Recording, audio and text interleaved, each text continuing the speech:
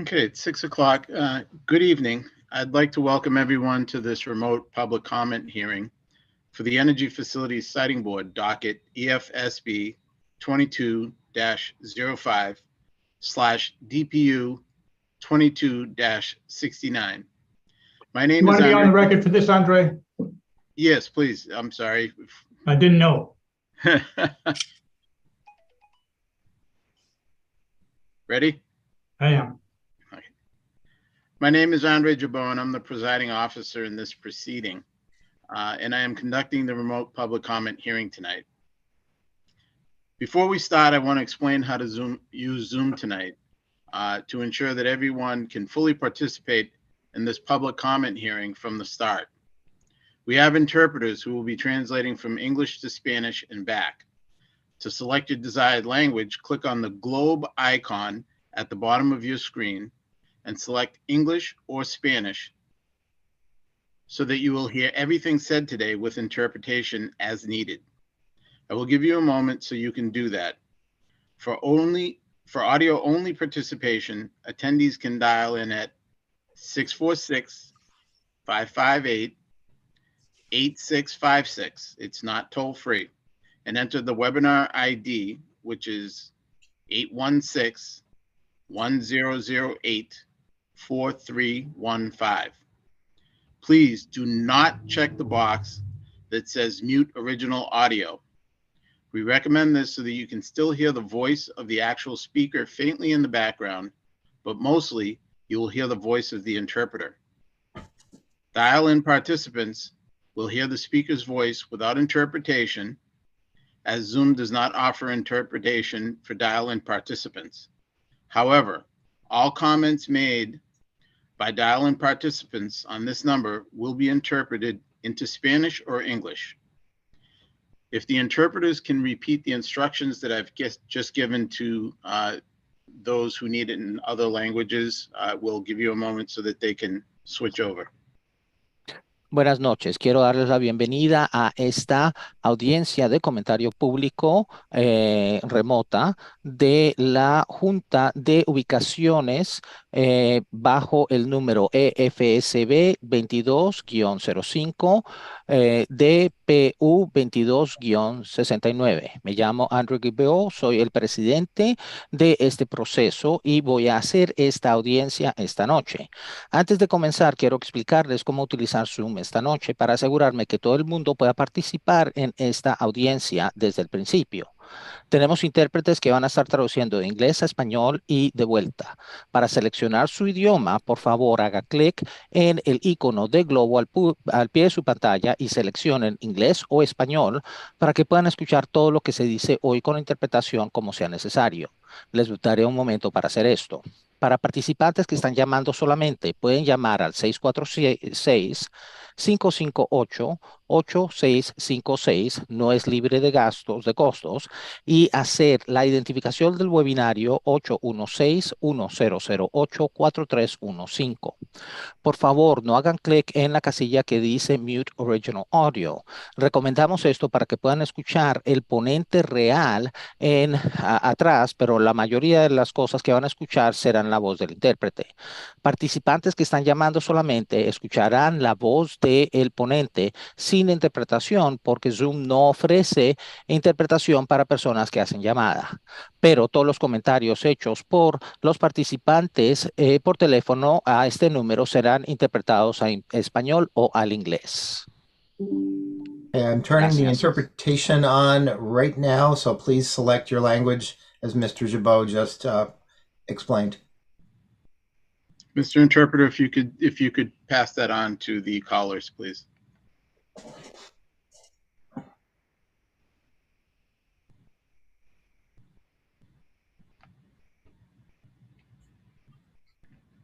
Okay. Eversource Gas Company, doing business as Eversource Energy, has filed 2 related petitions with the Energy Facilities Siting Board and the Department of Public Utilities in connection with the company's proposal to construct, operate, and maintain a new point of delivery in Longmeadow and a new natural gas pipeline from the point of delivery to the company's Bliss Street regulator station in Springfield. The company's proposed project includes 1, installation of point of delivery equipment at an adjacent Tennessee Gas Pipeline Company meter station that would be constructed in Longmeadow, installation of approximately 5.3 miles of new 16-inch pipeline in Longmeadow and Springfield, and 3, upgrades at the existing Bliss Street regulator station to connect the project to the existing gas distribution system serving the greater Springfield area. This work is collectively referred to as the Western Massachusetts Gas Reliability Project, or the project. The company asserts that the project is needed to enhance the reliability of natural gas distribution system to approximately 58,000 customers in the greater Springfield area. As you can see on your Zoom video stream, there are a number of others with me from the siting board who will be involved in the review of this project, including Andrew Green, Director of the Siting Division, Joan Foster Evans, General Counsel of the Siting Division, and Wayne Wong, Assistant Director of the Siting Division. Council and company representatives from Eversource are participating remotely on this Zoom public comment hearing. Using Zoom, all attendees tonight will have a full opportunity to see and hear everything said during this hearing and to offer comment and ask questions. For those of you accessing the meeting by phone, dial-in, you too can hear everything and have an opportunity to comment or ask questions. The instructions on how to participate were provided in the public comment hearing notice that was published in the newspapers and in notices which were mailed to abutters. The public comment hearing notice was also posted to the Siting Board's Western Massachusetts Gas Reliability Project website. In addition, you can find the notice on the main website for the Siting Board under upcoming events. The entire filing by Eversource is available on the Siting Board's website. I will now briefly describe the nature of the filings made by Eversource as related to its proposed project. Then I will invite the company to make a presentation regarding the project. After that presentation, I will open the floor to comments and questions from public officials and members of the public who wish to offer comments tonight. Please note that we will also review any written comments submitted by the public by email through Tuesday, January 17th, 2023. We have extended this deadline from the January 2nd date listed in the notice. The Siting Board will review the project under Massachusetts General Laws, Chapter 164, subsection 69J. Pursuant to the statute, the Siting Board will review the company's filing to determine whether the proposed project would contribute to a reliable energy supply with a minimum impact on the environment at the lowest possible cost.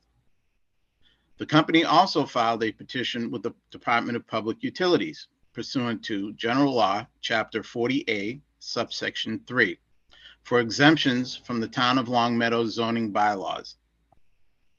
The Siting Board will review the zoning petition to determine whether the zoning exemption is required for the project and if the proposed use of the land or structure is reasonably necessary for the convenience or welfare of the public. The Siting Board will review the two petitions in one proceeding. The deadline for participation as an intervener or as a limited participant is Tuesday, January 17th, 2023. We have also extended this deadline from the January 2nd date listed in the notice. We would encourage anyone who does seek to participate to review the material published on the Siting Board website, which outlines the different ways in which you can participate in our proceedings. For example, you may participate as a full intervener with rights to ask questions of the company on issues, present witnesses, ask questions of witnesses testifying at the hearings, file briefs and motions, and to appeal the decision of the siting board. Information on how to file a petition to become an intervener is also provided in the notice. In the alternative, you may participate as a limited participant, which includes receiving filings made in this proceeding and having an opportunity to file briefs to the siting board at the end of the evidentiary phase of the proceeding. The information on being a limited participant is also in the notice for tonight's hearing. If you would like a copy of the notice and intervention rules, please send your contact information to my email at andre.gibeau@mass.gov. That's andre.gibeau@mass.gov.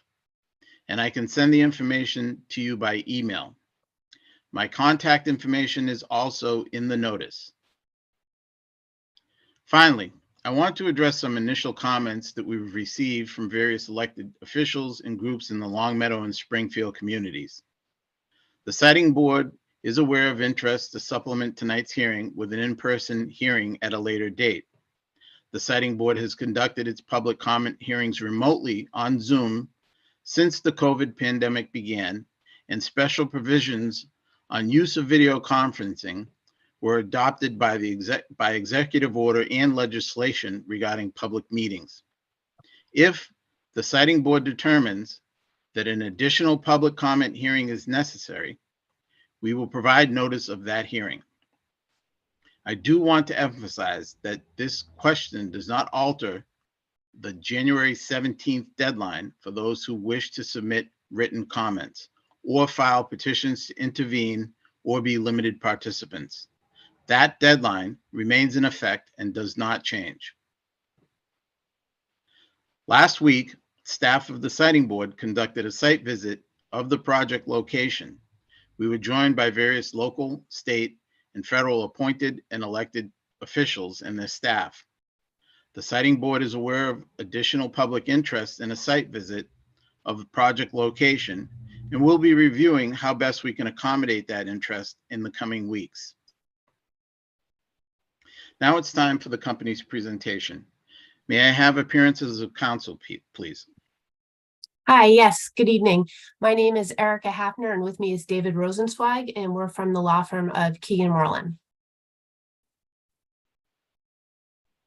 And I just wanted to say we're very happy to be here tonight to hear from the public about the project. We have several members of the project team with us, including the project manager, Richard Salvarezza, who will be taking us through a brief presentation shortly. We also have others who will be available to answer questions as they arise.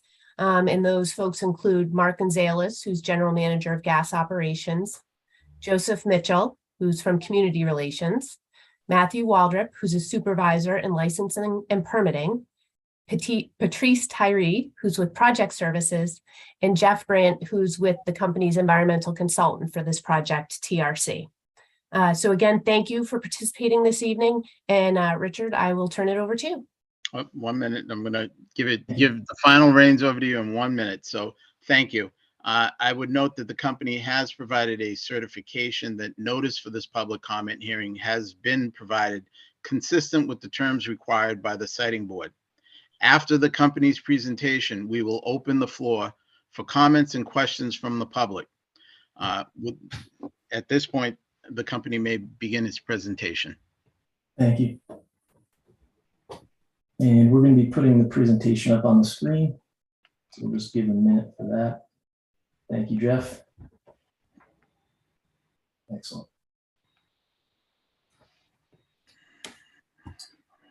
All right. Thank you again. My name is Richard Salvarezza. I'm the project manager for the Western Massachusetts Gas Reliability Project. The purpose of this presentation is for Eversource to share with you the reason for proposing this important project, share the scope of the project, and to get your feedback. This public comment hearing is just the first of many steps associated with the EFSB process. We will briefly talk about the following topics. We'll talk about the need for the project and the existing system configuration. We'll talk about the impact of a service interruption. our analysis of the project routes, a description of the POD and its safety features, community outreach, and scheduling and permitting. Next slide, please. This is the map of the current system configuration. The purple line heading from east to west is the Tennessee Gas Pipeline, or TGP, which is an interstate transmission pipeline. The purple line heading from south to north on the map is TGP's pipeline lateral that feeds the Eversource system. The red dot is the Agawam Gate Station. This is the location where Eversource receives natural gas from TGP. From here, Eversource operates a high-pressure distribution line, shown in red, that travels from Agawam through West Springfield and over the Connecticut River into Springfield to the Bliss Street Regulator Station. From here, Eversource distributes the gas to its customers via the distribution system. Beginning at the TGP lateral and leading to the Bliss Street Station is a single source of supply of natural gas to the greater Springfield area during the coldest months of the year. A contingency on TGP or Eversource portions of the system leads to an outage in the orange shaded area. This totals 58,000 customers on both sides of the Connecticut River in 7 communities, including 33,000 in the city of Springfield. We estimate that this equates to approximately 200,000 people, including residences, businesses, emergency services like hospitals, police, and fire departments. Eversource has an obligation to provide safe and reliable service to all of its existing customers, and this project is necessary to meet that obligation. Next slide, please. This is a reliability project to strengthen our existing distribution network by providing a second source of supply. This is not a capacity project to add new customers or to meet growing demand, because it is designed only to serve demand from our existing customer base. It will not add emissions in the area. This is to ensure that if there is some sort of an event, whether it be damage to TGP or our pipeline system, some sort of mechanical failure or other incident, then the company can still serve its customers in the greater Springfield area. Unlike an electrical outage, the duration of a large natural gas service interruption is significantly longer. It is necessary for the gas company to make 2 visits to customer locations. The first visit is to shut off each affected customer. Once repairs are made to the system and the system is brought back online, the gas company makes a second visit to each customer to reactivate the service, perform a safety check, and relight pilots. Entry into customer residences and businesses is required to accomplish this very time-consuming restoration process. The number of customers affected and the length of time to restore service will be most problematic during a very cold winter period when the gas system is operating at full capacity. These types of events can occur on natural gas distribution systems if there is not a secondary source available to address foreseeable contingencies. Eversource has estimated that if there is a contingency on its system, as described here, that resulted in 58,000 customers being affected, it would take between 8 to 10 days to shut down services and about 1 to 2 months to recover from the incident. In such an event, Eversource would stand up its incident command system, which would likely draw on the Federal Emergency Management Agency, or FEMA, and the Massachusetts Emergency Management Agency, or MEMA, as well as the National Guard for resources and assistance. Temporary shelters would be established, and depending on the severity of the outage, we would call on other utilities nationwide for approximately 1,600 mutual aid workers. An incident of this scale would be an extraordinary impact to the community, and this is the reason why Eversource is proposing this project. Next slide, please.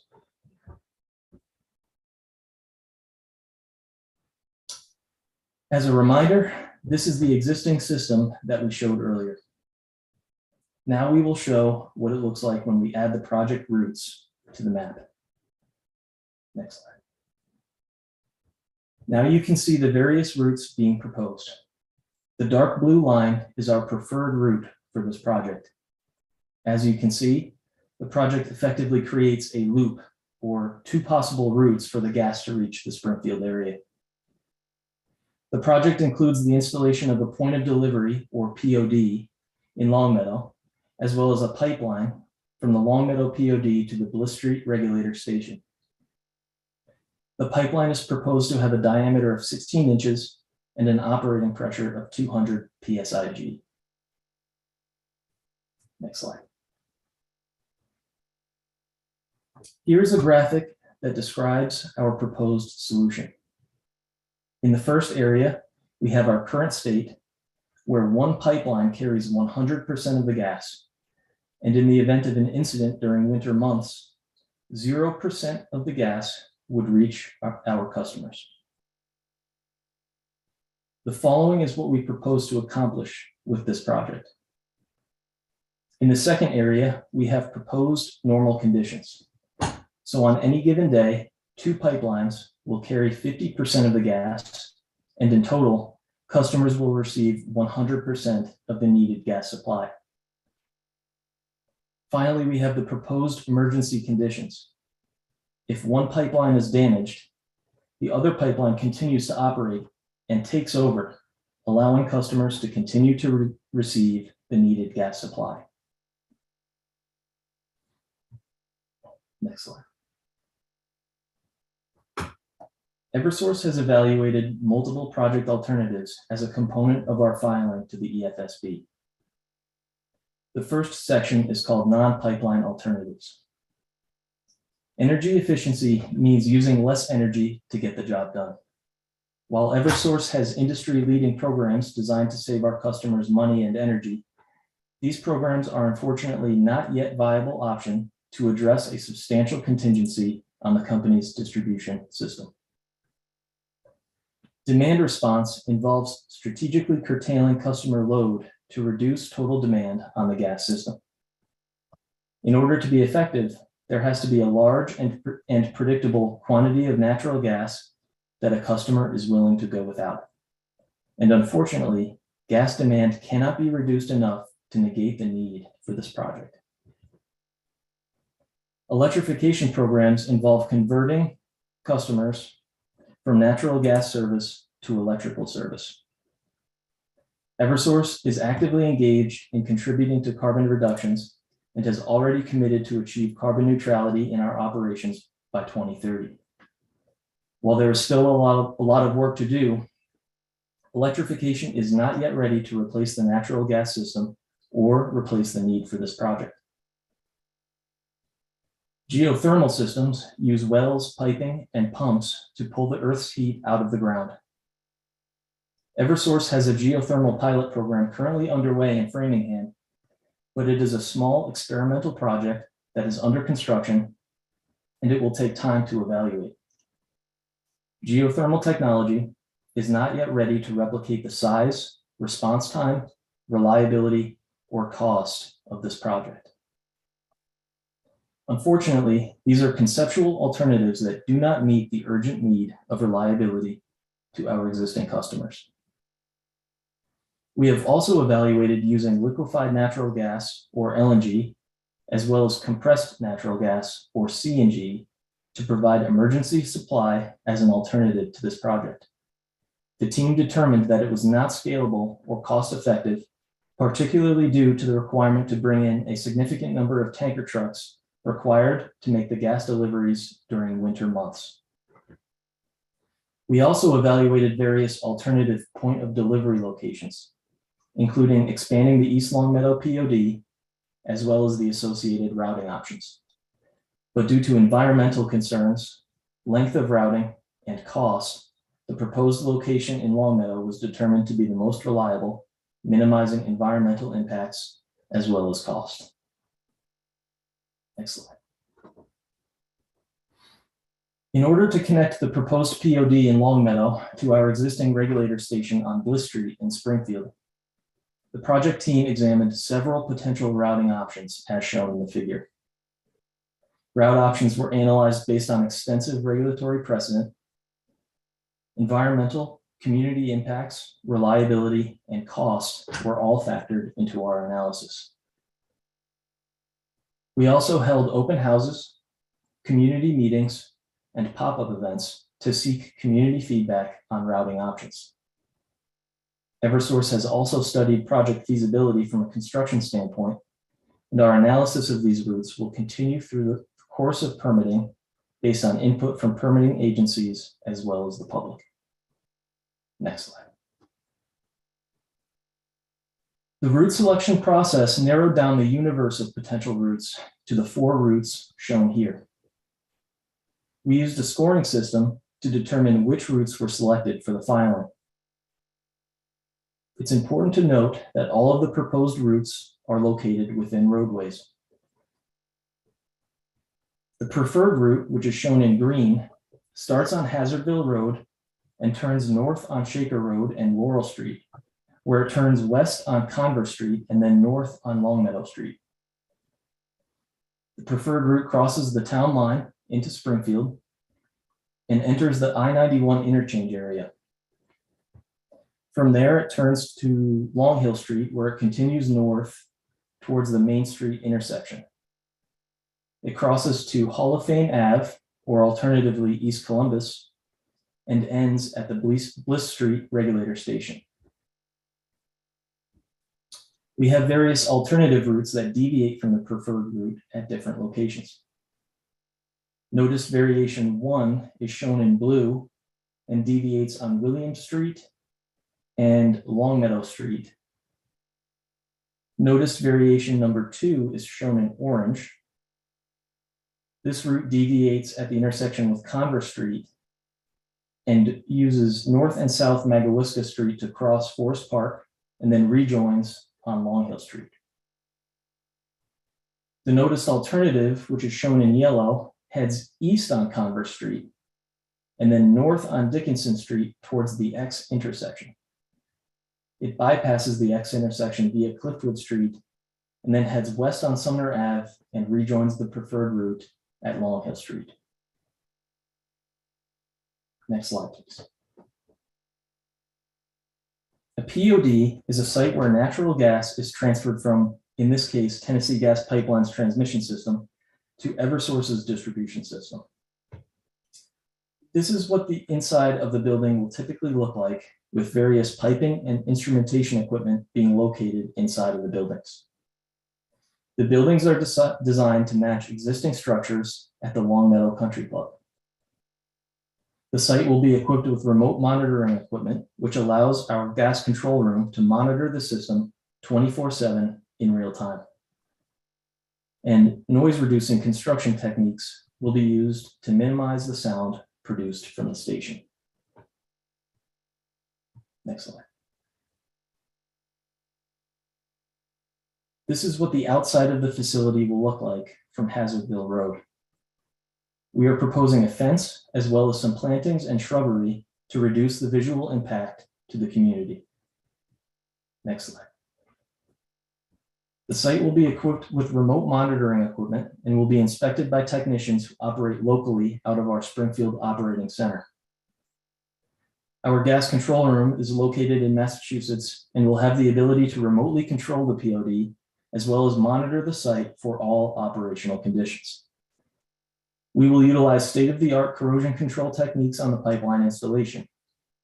And Eversource is also a member of DigSafe, which monitors our system and alerts the company to excavations occurring near gas facilities. Our damage prevention department conducts regular patrols of our facilities as well. And Eversource also partners with local fire departments for emergency preparedness and safety trainings. Next slide. The project team has conducted significant community outreach to raise awareness of this project. This includes virtual open houses and community conversations where we connect with the public to share information and hear concerns and suggestions. These efforts have been particularly focused on the EJ populations in Springfield. And we have gone door to door in the project area to share project materials and information. Next slide. These are the project milestones. We have filed our EFSB petition and hope to get a decision in the middle of 2024. Next slide. This is a listing of local, state, and federal permits that we will be securing as a part of our permitting process.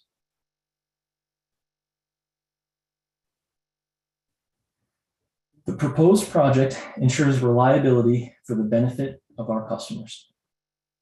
Eversource has an obligation to provide reliable gas service to our current customers who rely on it for heating, hot water, and other purposes. Many of those customers are in EJ communities in the Springfield area.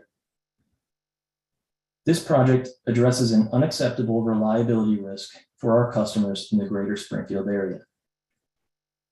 This project is not to serve new customers.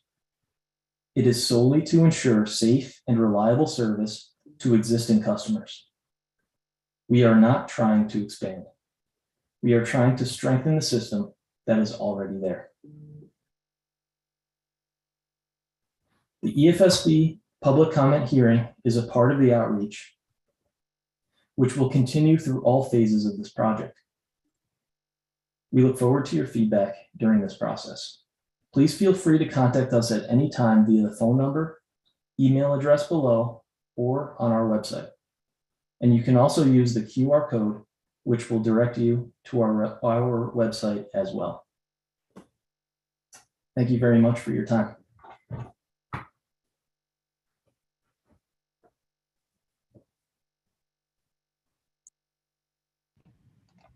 Thank you. We will now begin the public comment portion of the evening. Before we begin, I'm going to outline some guidelines for this hearing. There is a stenographer who is participating remotely who will transcribe everything said during this hearing. And this is the official transcript of the hearing. This public comment hearing is also streaming to the Department of Public Utilities YouTube channel and will be recorded for later viewing on YouTube.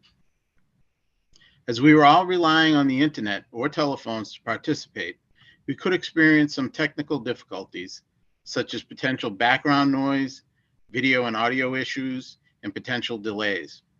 Therefore, it is imperative to speak slowly and clearly and to allow a speaker to finish speaking before you begin speaking.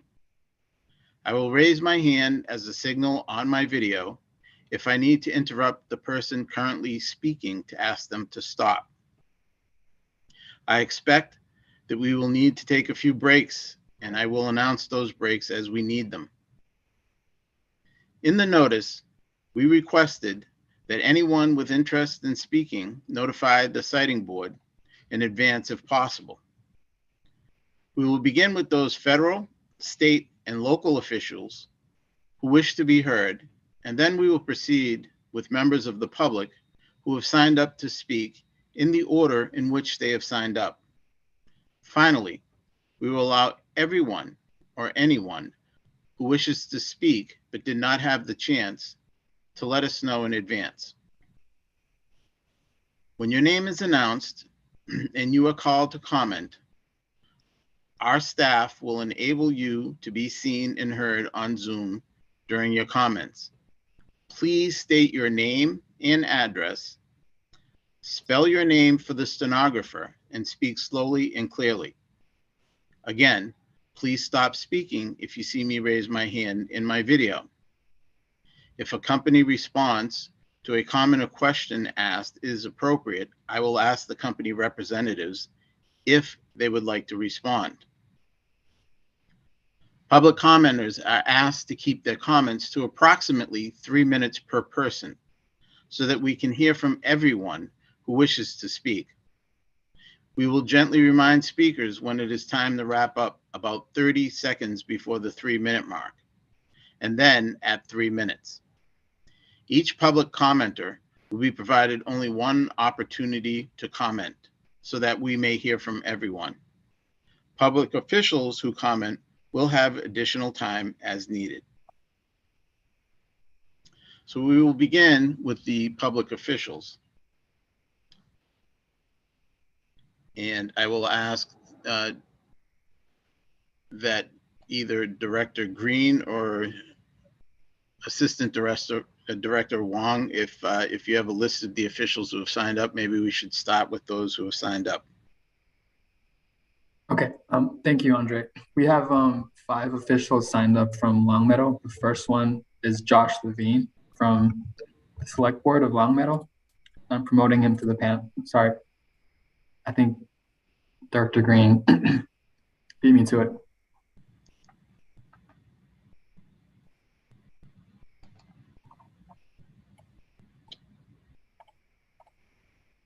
And after that, we have Nicole Chouanier and Andrea Chasen. So I'll be promoting them in that order.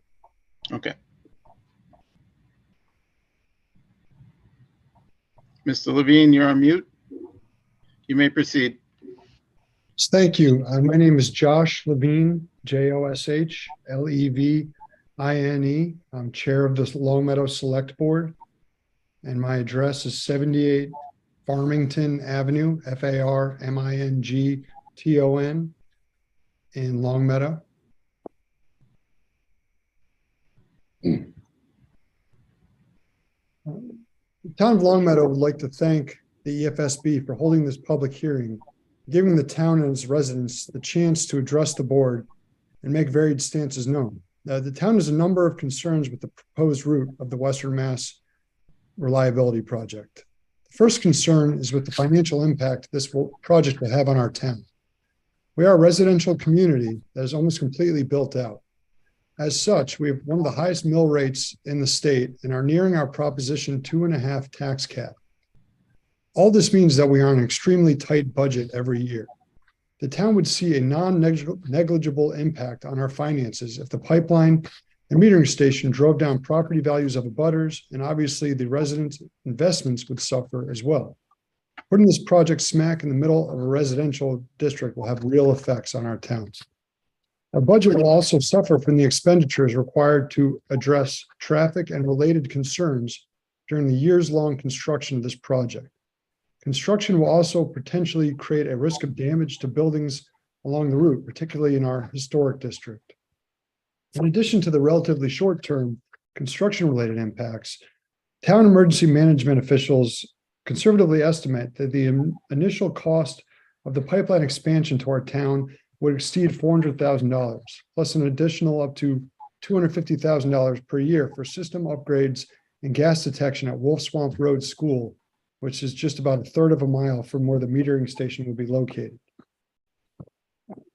The cause for these expenses is the meter station, which involves regulators, fixtures, valves, and above-ground structures that don't currently exist, and which create an emergency management risk that doesn't otherwise exist. These expenses would create gaps in our small town's budget and use funds that could otherwise be used by our schools or town programs. We simply don't have the means to absorb these costs, so the risk to school kids and homeowners created by the meter station risks may have to go unmitigated. Because of the impact of the proposed location of the metering station and pipeline, at the very least, Longmeadow asked the EFSB to take a long look at other possible routes. From a resident's perspective, this project, at an ever-increasing estimate to cost over $60 to $80 million, is expensive and will be paid for by ratepayers, including ratepayers in Longmeadow and Springfield, many of whom are already struggling with sky-high gas bills. Instead of a new pipeline, these ratepayer funds could be deployed to promote energy efficiency and other programs, including smart thermostats, heat pumps, and other technologies that reduce the use of gas in our community, or to repair and replace existing leaky infrastructure. Also, from a resident perspective, town meeting has repeatedly expressed its objection to the Longmeadow redundancy line. In 2019, town meeting approved a bylaw change which prohibits the use of a metering station in a residential zone. Understanding that Tennessee Gas enjoys federal blanket authority, town meeting also passed stringent regulations applicable to the construction of all new natural gas facilities. Town meeting has also voted twice to fund legal opposition to this project. The select board receives regular inputs from residents regarding the project, and it is nearly unanimous in its objection. Finally, and as all infrastructure discussions must be framed This project is inconsistent with the Commonwealth's net zero policy, which requires utility companies to reduce and eliminate fossil fuel emissions by 2050. The new pipeline will be in service far longer than the net zero in 2050 as assumed by the new policy. And as you will hear from other stakeholders, this project will only prolong the use of a non-renewable energy source and is not consistent with our Commonwealth's goal of cutting emissions. On behalf of the town, we thank again the EFSB for hearing our concerns this evening, and thank you very much. Thank you. I believe next is Ms. Charnier. You're on mute. Thank you. Chouanier, correct. Charnier. Good evening. My name is Nicole Chouanier, Nicole. I'm sorry, say it again, please. I didn't hear you. Sorry, Nicole Chouanier, Nicole Choiniere.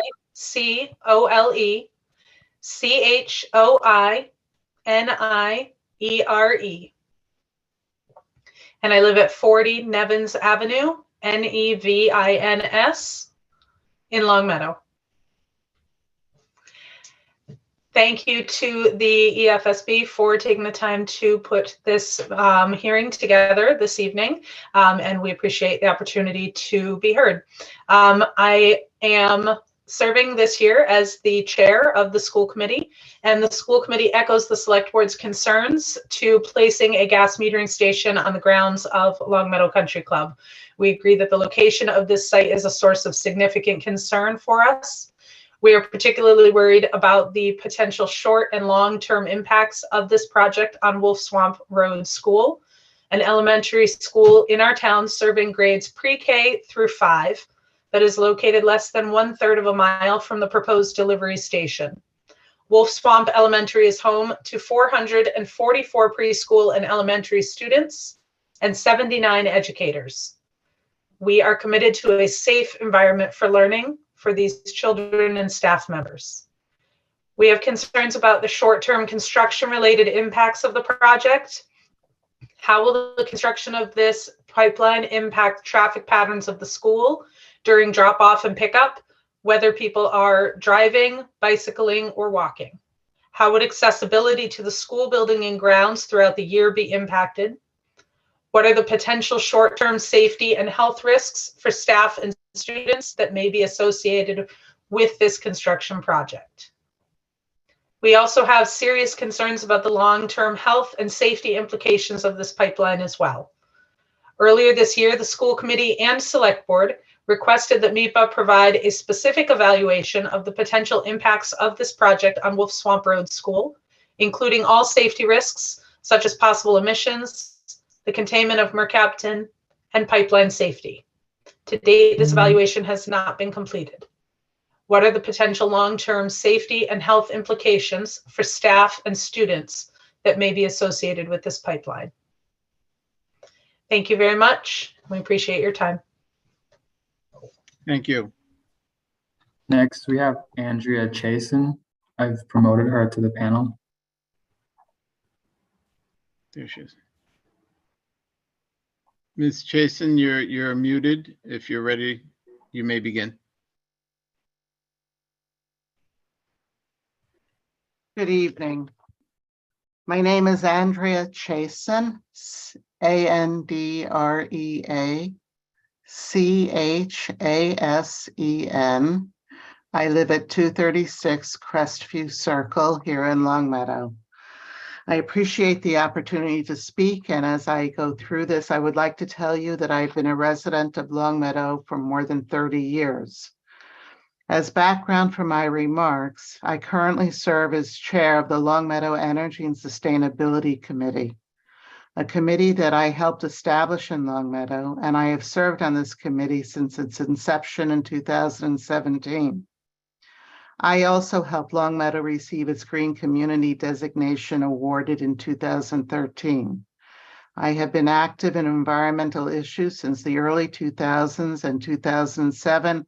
I was trained by Vice President Al Gore in the first wave of climate change presenters, and in this volunteer role, I presented well over 300 workshops on the science of climate change and its devastating consequences of the warming of the planet, to audiences throughout New England and the mid-Atlantic states. I tell you this because I want you to understand my background and how I come to this awareness of the climate change urgency. I now take this opportunity to urge the EFSB to reject this application for an unnecessary, unwanted, unneeded expansion of the delivery of fossil fuel, which, if allowed, will continue to increase the damage to our environment from greenhouse gases, including methane, at unsustainable levels. I should note that these comments may not include all relevant environmental impact information because Eversource has not yet filed the environmental impact report as required by the certificate issued by the Secretary of Energy and Environmental Affairs. And it will be critical that the public be given additional opportunities for comment after this report has been issued and evaluated by independent experts.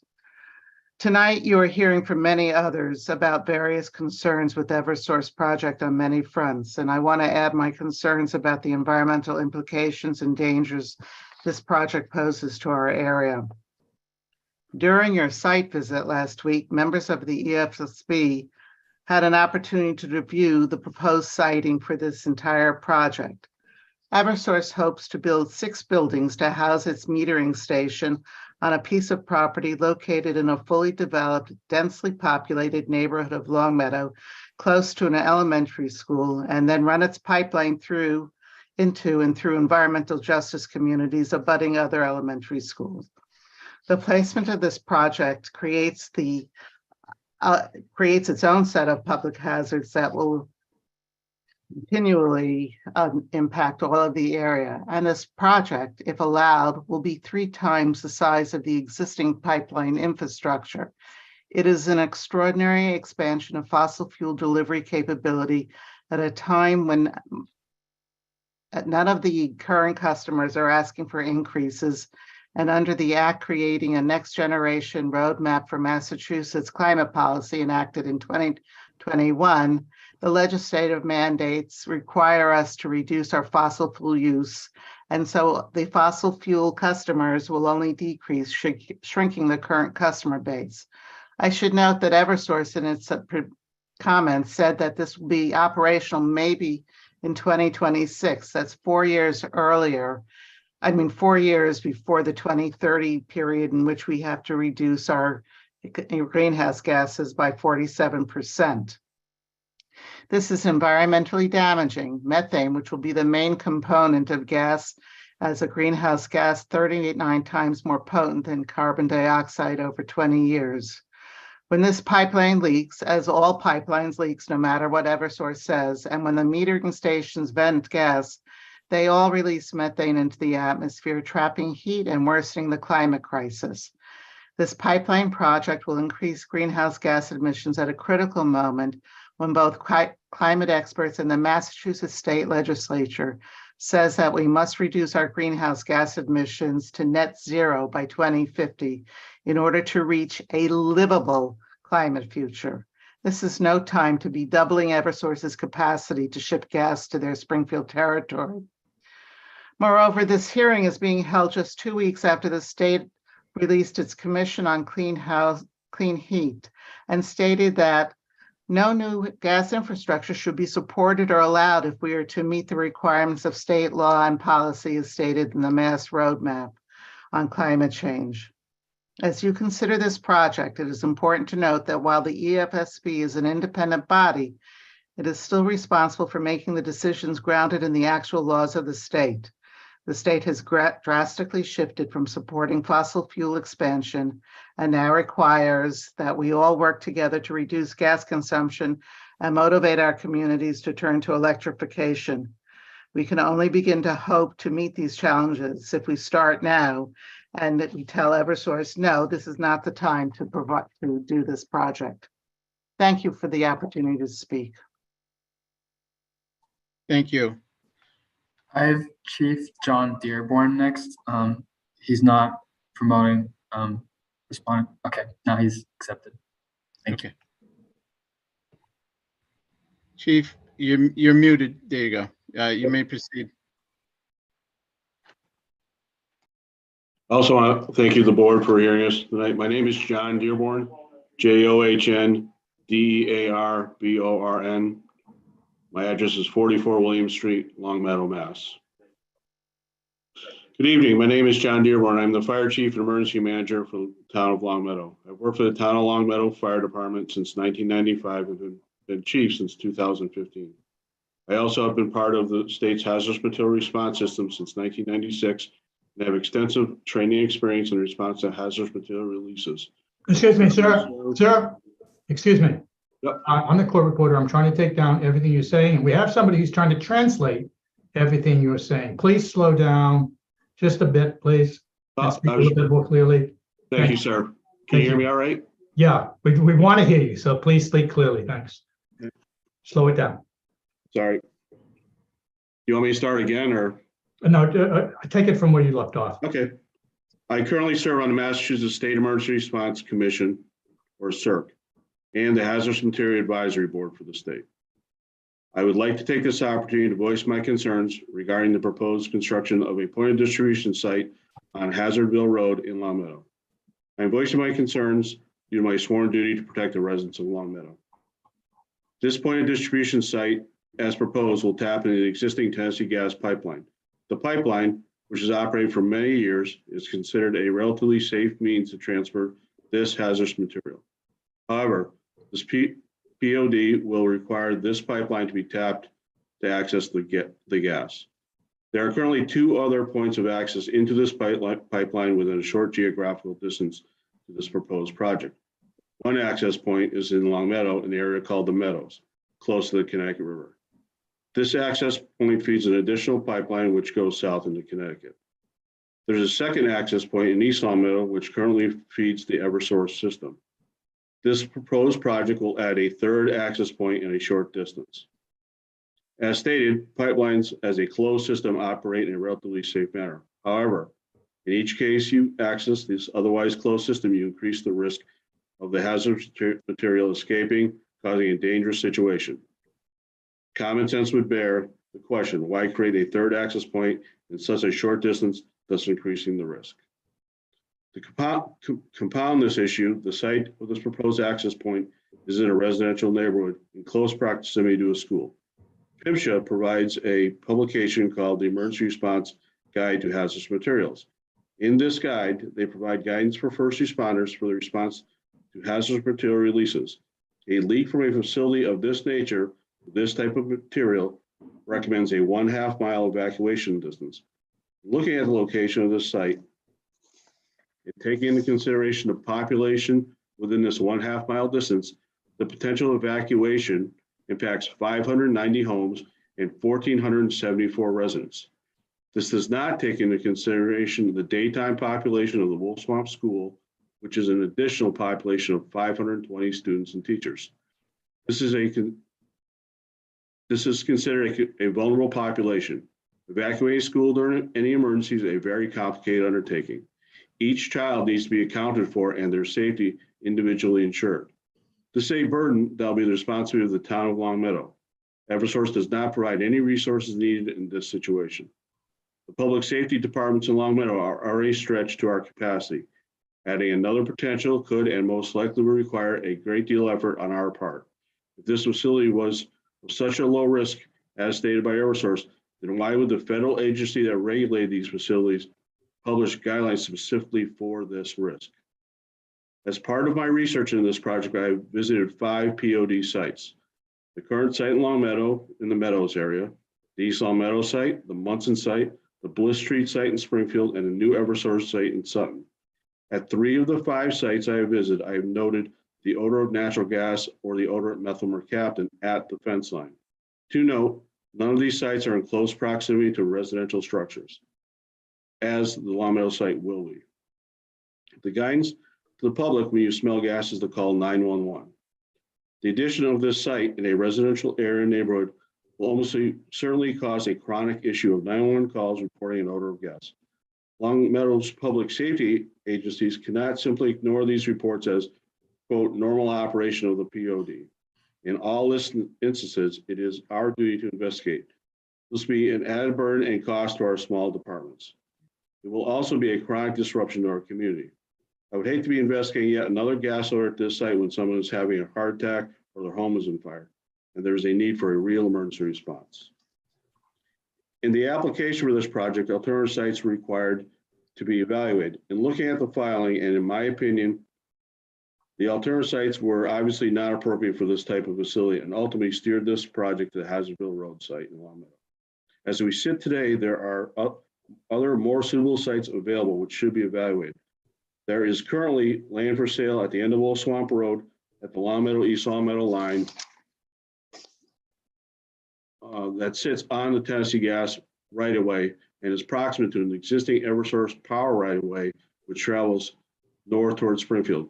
This is a remote site away from residents. I request that this board require Eversource to explore other realistic options as opposed to the Hazardville Road site. Lastly, from a global perspective, I question what this project actually solves. All along, the Bliss Street station has been identified as part of the reliability issue.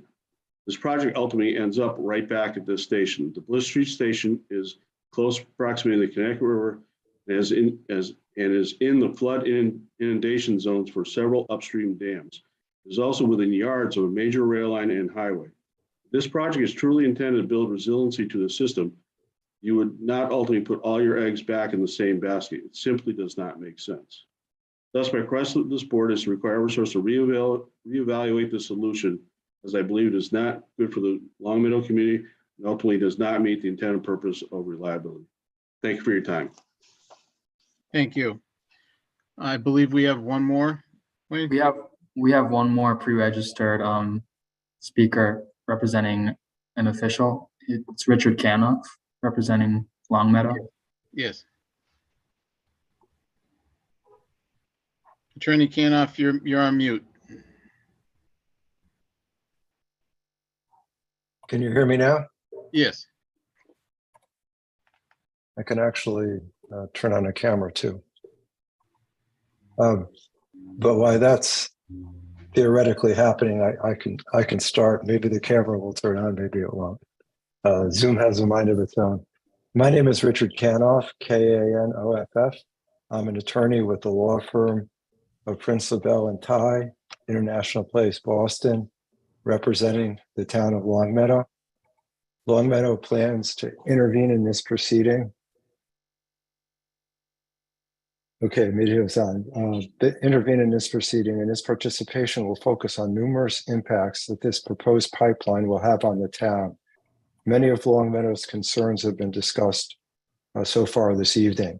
I want to focus on one issue briefly, namely Eversource's unsupported assertion that this project serves a need that warrants this board's approval. As you know by statute, the board is required to review the need for, cost of, and environmental impacts of this and any natural gas pipeline facility.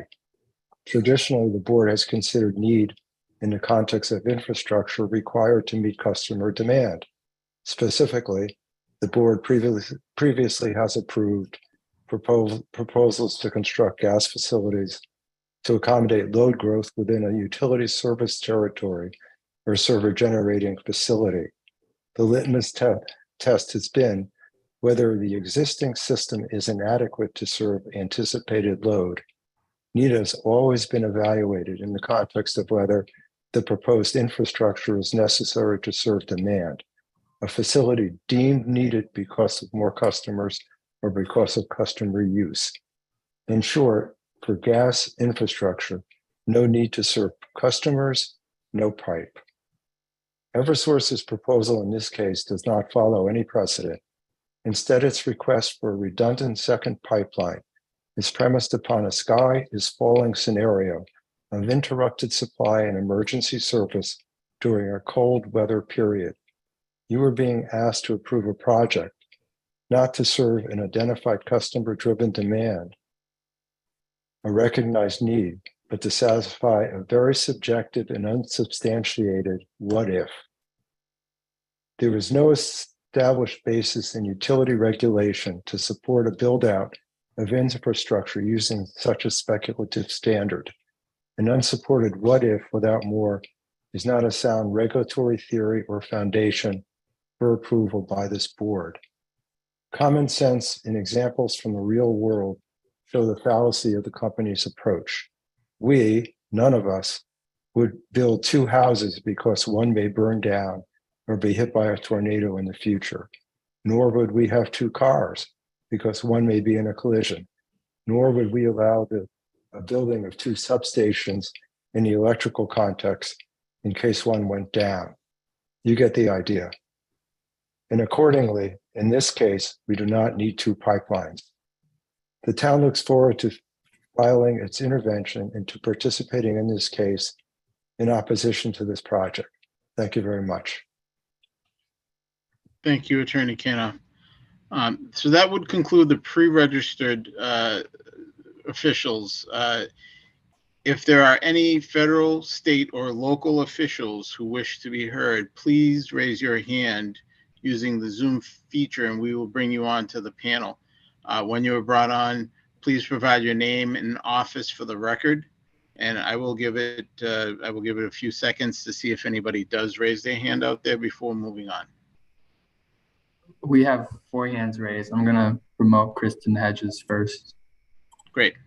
Oh, I think they put their hand down. I think the next one that had their hand raised is City Council President Jesse. Can't see the last name, but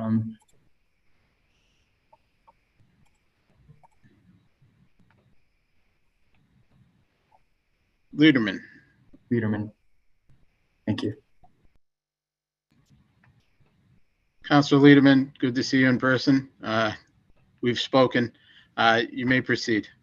Good evening, Attorney Jabot, and to all those present. Thank you for the opportunity to be heard this evening. And as was stated, my name is Jesse Lederman. That's Jesse LED as in door, ERMAN. My office is located at Springfield City Hall, room 200, 36 Court Street, Springfield, Massachusetts, 01103. And I'm honored to serve as the president of the Springfield City Council. I represent 156,000 constituents across the great city of Springfield, and I'm here tonight to speak in opposition to the proposal by Eversource Gas. On July 25th, 2022, the Springfield City Council passed a resolution in opposition to the construction of what we view as a redundant gas pipeline through the city of Springfield as proposed.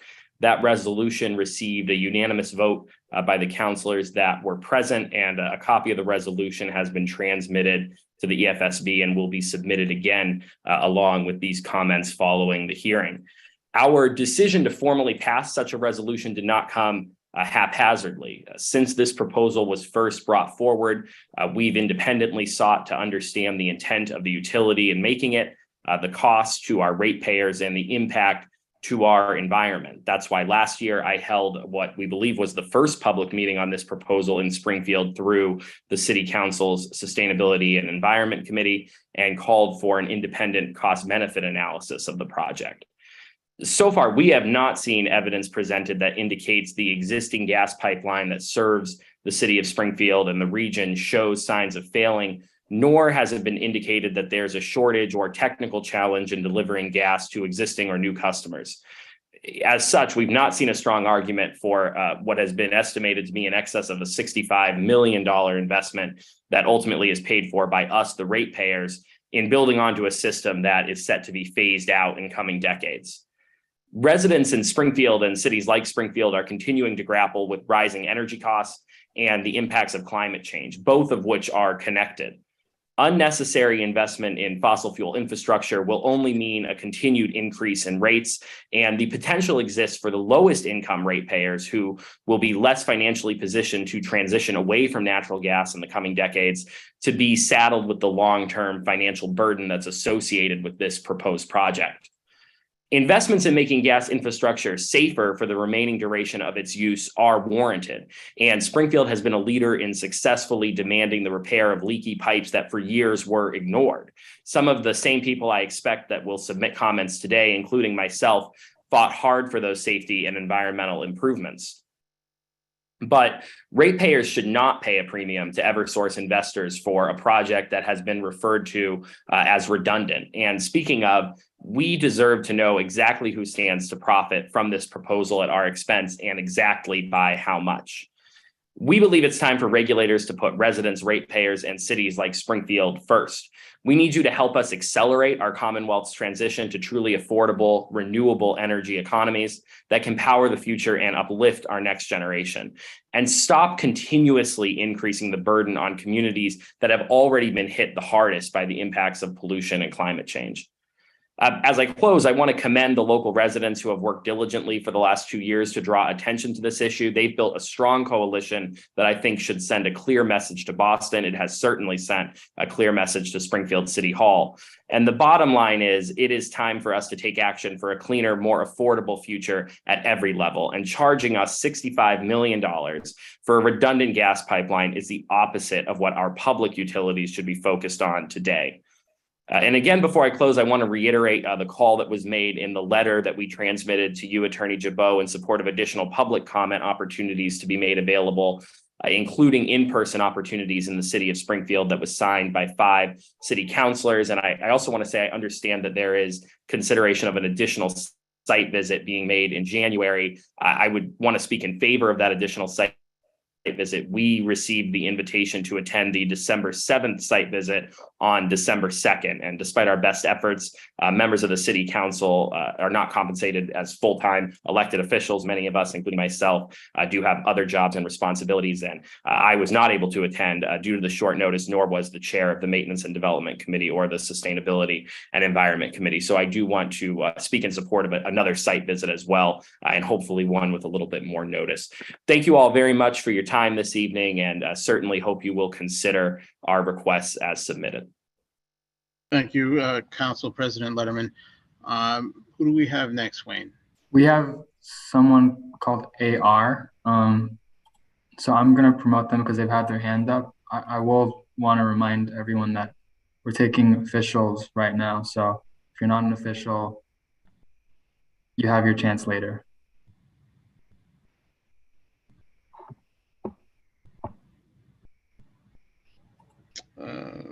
Whoever AR is, you're muted.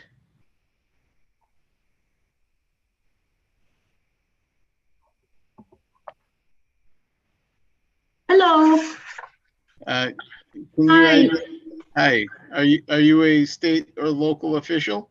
I am a Long Meadow resident. Okay, so we're going to be taking residents in the next portion. I apologize. It's okay. We're taking the officials, politicians, the people who represent the community first, and then you'll be in line to come in the next session. Thank you. I will wait.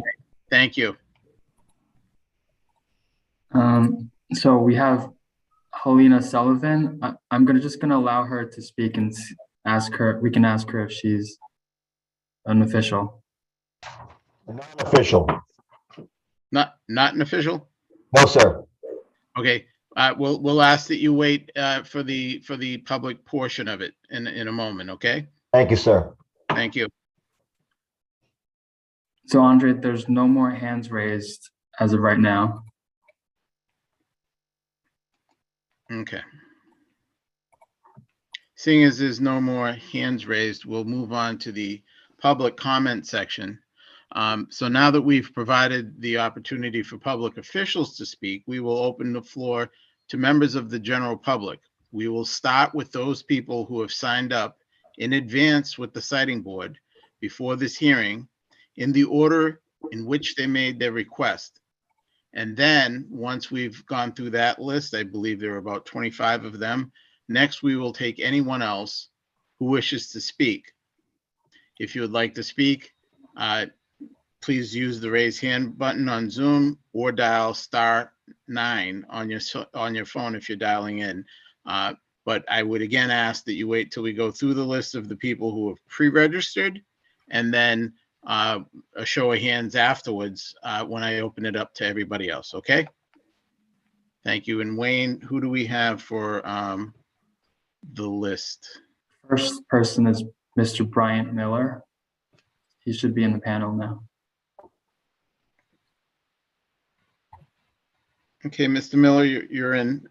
We don't see you, but we can, I believe, hear you. Okay. There we go.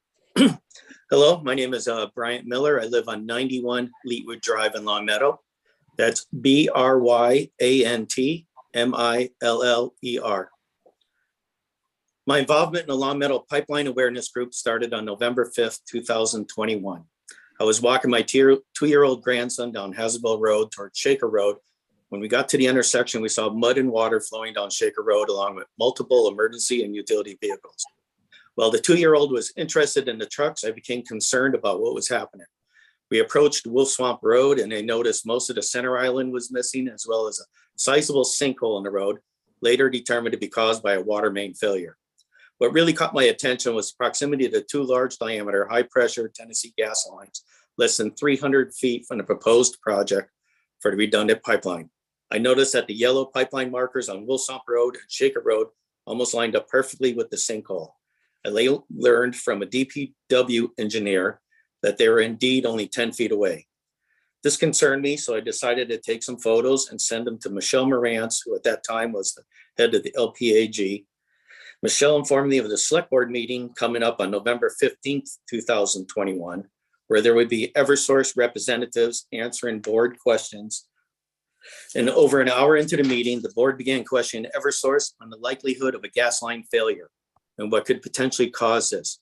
At that point, Mark Gonzalez, general manager of gas operations for Eversource, referred to a significant incident in New York. A steel gas main was ruptured or severed by excessive ground movement and erosion due to unforeseen flooding. After the meeting, I decided to do some research and discovered that water main breaks in our town are a relatively common occurrence because of the nature of Long Meadow's aging infrastructure. To put it in perspective, over the last couple of years, there have been at least 15 water main breaks, most creating large sinkholes, 7 of them along the proposed pipeline route. Another case that enhances my concerns is an explosion that occurred in Merrimack Valley right here in Massachusetts in September of 2018 that required the services of more than 180 fire departments. The NTSB stated in their report that an uncertified engineer unfortunately failed to adequately design the transfer of the pressure sensor to the new pipeline. The explosion spread devastation over 3 communities and forced 30,000 families to evacuate their homes. However, it was caused by only a 6-inch half-pound of pressure delivery line. The proposed pipeline that would pass through Long Meadow and Springfield is over 5 times larger and contains 400 times more pressure than that of Merrimack Valley. Think about the devastation that could occur within our community. All of these potential threats put my family, my neighbors, Wolf Swamp School, their students, staff, and quite frankly, all the residents of Long Meadow and surrounding communities at risk of serious danger. I would like to know how the Eversource employees and the Long Meadow Country Club board involved in this project can sleep at night, knowing the danger of this redundant pipeline and how it could potentially affect innocent residents. I know the thought of this haunts me as well as most of my neighbors. Thank you for allowing me to speak. Thank you, Mr. Miller. Next. Next, we have James and Elaine Tortolotti. I'm going to promote them.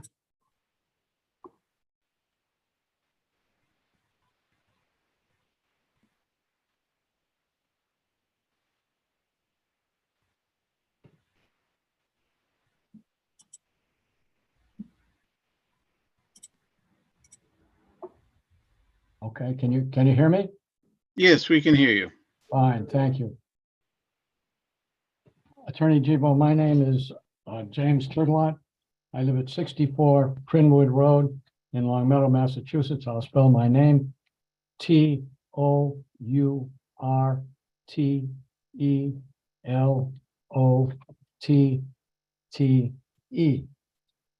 I'm a resident of Long Meadow, as I said. I'm a retired attorney, and for the last 4 years, an activist really opposing this project. We live approximately 1,000 feet from the Tennessee gas pipeline delivery point, where this gas processing and distribution will occur by Eversource. You will hear many good reasons. In fact, you just did from Brian Miller. Many of the things that I feel are serious, he has already said. I'll try to keep it short as a result. But you'll hear lots of other very good reasons that don't have anything to do with explosive danger, even though that's the one that burns in my mind. And I must admit, that's only recently occurred to me as we approach closer and closer to the reality of this project. The problem I see with it, really three significant problems, all of a slightly technical nature, and they've begun to scare me, pretty much as Bryant suggested. First, there's the technical hazard. How safe is it to link a 16-inch, 200-pound per square inch pipeline to an old low-pressure pipeline? Probably about the same vicinity of pressure as was in Merrimack, about 6 pounds, as against 200 pounds. So the technical project of having that linkage occur bothers me, especially considering it's going to be done by people working for Eversource, who are essentially the same people that work for Columbia Gas in many cases. And one wonders what experience the companies or the particular individuals involved have had in doing the technical work involved in this linkage. In addition to that, how safe can it be when we have something that has not been, as far as we know, widely used before? And I'd like to know how many times Eversource has actually tried to make such a linkage. The TGP pipeline itself is close enough to the people we have here. Now, in addition to those technical issues, I won't go over what Bryant has said about the various dangers connected with the actual erosion from water lines. But there's another danger. There's a dam over which the road through which this 16-inch pipe will pass. And that dam is on the Dam Safety Board list. And if the pipeline damages the dam, the consequences could be quite grievous. If the pipeline itself is damaged by the dam, even greater catastrophe. So I think that when you weigh the issues involved, this is too dangerous for this area. It's too close to people. It's on too many roads here and even more so in Springfield. Thank you. Thank you, sir. I want to remind for the folks that are waiting to speak, it is strictly 3 minutes. I anticipate that we have a lot of people who want to be heard tonight, and I don't want anybody staying on here until midnight, 1 a.m. to get everybody heard. So what I'd like to do is just keep in mind that there are other people that also want to speak behind you, so that if we pay particularly attention to Wayne and myself, we will give warnings when the 30-second time is coming up, and I will raise my hand when the time is up. So again, keep in mind that there are other people waiting to speak after you. Thank you. Hello, I am Elaine Turtelot, Touretelotte. I live at 64 Prinwood Road in Long Meadow. I am a retired school adjustment counselor. We live in the part of Massachusetts that has a very high rate of allergies and asthma. The point of delivery, the metering station, emits toxins and methane. It is in a residential neighborhood with an elementary school very close by, a third of a mile.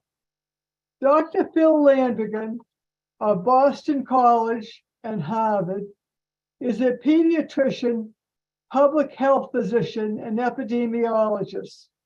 His research uses the tools of epidemiology to elucidate connections between toxic chemicals and human health, especially the health of infants and children. His research includes understanding how toxic chemicals into the developing brains and nervous systems of children, and in translating this knowledge into public policy to protect health.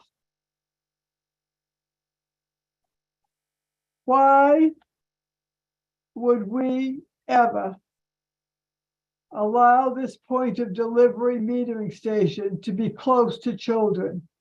If our town of educated people allows this, what is our human obligation? Thank you. Thank you. Good. Wayne? Yep, next on the list is Gary Levine. I've just promoted him to the panel. Switch over here or just stay here? There you go. Mr. Levine, you're muted.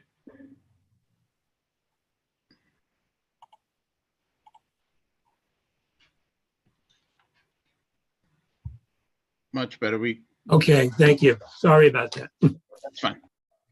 Okay, good evening. My name is Gary Levine.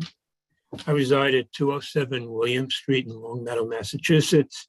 I'm currently the chair of the Longmeadow Pipeline Awareness Group. Thank you for this opportunity to speak tonight. I object to the proposed Longmeadow Springfield pipeline project for many reasons. First, it poses many health and safety concerns, most of which have been addressed earlier tonight, so I'm not going to go into those. Massachusetts has adopted the next generation roadmap for climate policy, which sets gas emission levels at 50% of the 1990 levels by 2030 and net zero by 2050. The project under review would increase rather than decrease the levels of gas emissions. In 2019, when Tennessee Gas and Columbia Gas received the permit, their proposed Western Massachusetts upgrade project, FERC Commissioner Richard Glick dissented, stating in part, the commission refused to consider whether the project's contribution to climate change from greenhouse gas emissions would be significant, even though it quantifies the direct greenhouse gas emissions from the project's construction and operation. So the emissions were noted, but not assessed. He went on to say, claiming that a project has no significant environmental impacts, while at the same time refusing to assess these impacts on the most important environmental issue of our time is not reasoned decision-making. The pipeline project under review currently was originally part of that project. Commissioner Glick's comments are just as prescient now as they were at that time. We are in a battle to save our environment, our planet. We should be transitioning to renewable energy, not adding greenhouse gases and contributing to climate change. I urge the EFSB to wait until the Massachusetts Environmental Policy Act Office has published the environmental impact report in this project before moving forward on their evaluation of the project. I also wish to remind the EFSB of comments that they made in a letter to FERC regarding that original gas pipeline project. The EFSB letter included public comments about the proposed Longmeadow meter station and the pipeline. The comments covered concerns about environmental impacts, the closeness to Wolf Swamp School, noise levels, health concerns from natural gas exposure, the lack of need for the project, adverse effects on climate change, and safety issues such as occurred in the Merrimack Valley incident. These concerns haven't changed over the years. The EFSB noted in bold type in that letter, no commenter spoke in favor of the Longmeadow meter station. Many of these questions and concerns have still not been addressed by Tennessee Gas or Eversource. Siting Board urged FERC to consider the need for the project and to ensure an adequate and thorough review of the meter station as to land use, noise, visual impacts, cultural resources, air quality, reliability, and safety, and to ask for descriptions of alternatives to the meter station. I urge the EFC to use the same criteria in the review of this pipeline project. According to Commissioner Click of FERC at the time, the conclusion that the project will not have any significant environmental impacts is illogical. I asked the EFSB to deny approval of this project. It is not needed, not wanted, unnecessary, and potentially harmful to the environment and to the citizens of Long Meadow and Springfield. Thank you for this opportunity to speak. Thank you, Mr. Levine. Next, we have Attorney Angela Miller from CLF.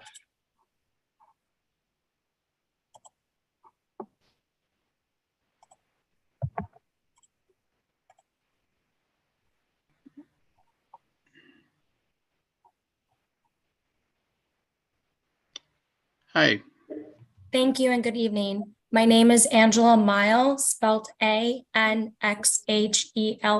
last name Mile, M-I-L-E, and I'm a staff attorney at Conservation Law Foundation, located at 62 Summer Street in Boston, Massachusetts. This current proceeding raises many concerns for CLF. Constructing a new pipeline conflicts with Massachusetts climate laws, unjustly harms residents of Springfield and EJ population, as well as residents of Long Meadow, and further perpetuates siting inequities across Massachusetts.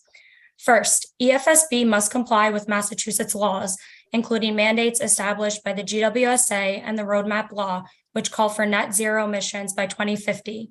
Constructing a new pipeline will further fuel climate injustice by emitting more greenhouse gas emissions and contribute to methane leaks, placing immediate burdens on Springfield and Long Meadow residents. As the newly released Clean Heat Commission report states, any investments in gas infrastructure should be made within the context of the shift towards electrifying, and Eversource is failing to do so here. Second, EFSB is continuing its trend of limiting engagement with the public. Residents have called for in-person hearings in each location where people most directly impacted by the pipeline reside and raise their children in. EFSB refused and denied those requests. Public members also sought to join EFSB and Eversource on a site visit, but were not provided with this opportunity as the visit was limited to 14 participants and conducted with only a few days' notice, demonstrating the procedural insufficiencies of this proceeding. A new site visit should be scheduled. Community groups such as Climate Action Now and the Springfield Climate Justice Coalition have also expressed concern about the initial comment period being scheduled during the holiday season with a deadline of January 2nd, 2023. Rather than celebrating and preparing for the new year, residents are concerned about their and their children's lives as the pipeline will sacrifice health and safety by aggravating asthma and other respiratory illnesses. Although we appreciate that the deadline was extended at the request of several members, the extension was included in correspondence about the site visit, and many members may not have seen that extension. Third, Eversource is continuing to use fear tactics to put pressure on the board to approve the pipeline for redundancy on the system. Not only would the pipeline fail to serve this purpose, Eversource has failed to acknowledge the role this project will play in exacerbating the tangible reality of the climate crisis. As the IPC notes, every ton of greenhouse gas emissions contribute to climate change. Governor Baker's own Clean Heat Commission stated a need to start ramping down the gas system, not to expand it. Reducing our fossil fuel usage is essential to avoiding the most devastating and irreversible impacts of climate change, and that means we must electrify our system. To conclude, allowing the pipeline to move forward would be a mistake and a step backwards for Massachusetts and the siting board. It would be unjust to move this matter forward without public input. CLF will be submitting its petition to intervene and looks forward to engaging with the community and residents in Long Meadow and Springfield. Thank you. Thank you, Attorney Mile. We're going to take a 10-minute break at this point. We've been on for about an hour and a half, and I want to give the stenographer a minute to recover and give everybody a minute to grab a drink or do whatever you need to do. We'll be back in 10 minutes, which means it's 7:40 exactly.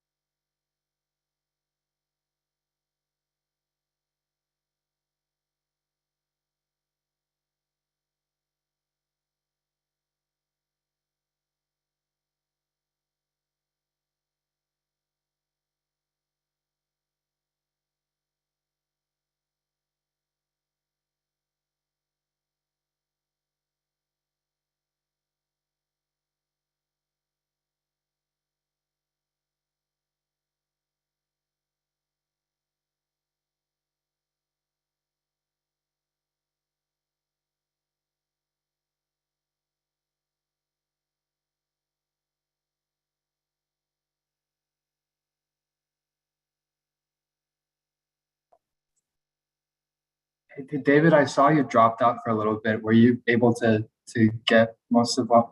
No. No, I was demoted to, when I tried to get back in, it told me that I was going back in as an attendee. And that's why I raised my hand. For some reason, the link, something happened. It said I was demoted, and then I wasn't there. And then when I went back in, I came in as an attendee. So I think you saw that because you promoted me pretty fast. Yeah. Yeah. And so you might have missed some of the. Oh yeah, Canoff I missed. So I need to watch the YouTube to get that. Sorry about that. Yeah. I don't know if it was a glitch or what happened. All right, it's 7:40. Let's wait for everybody else to get back on here.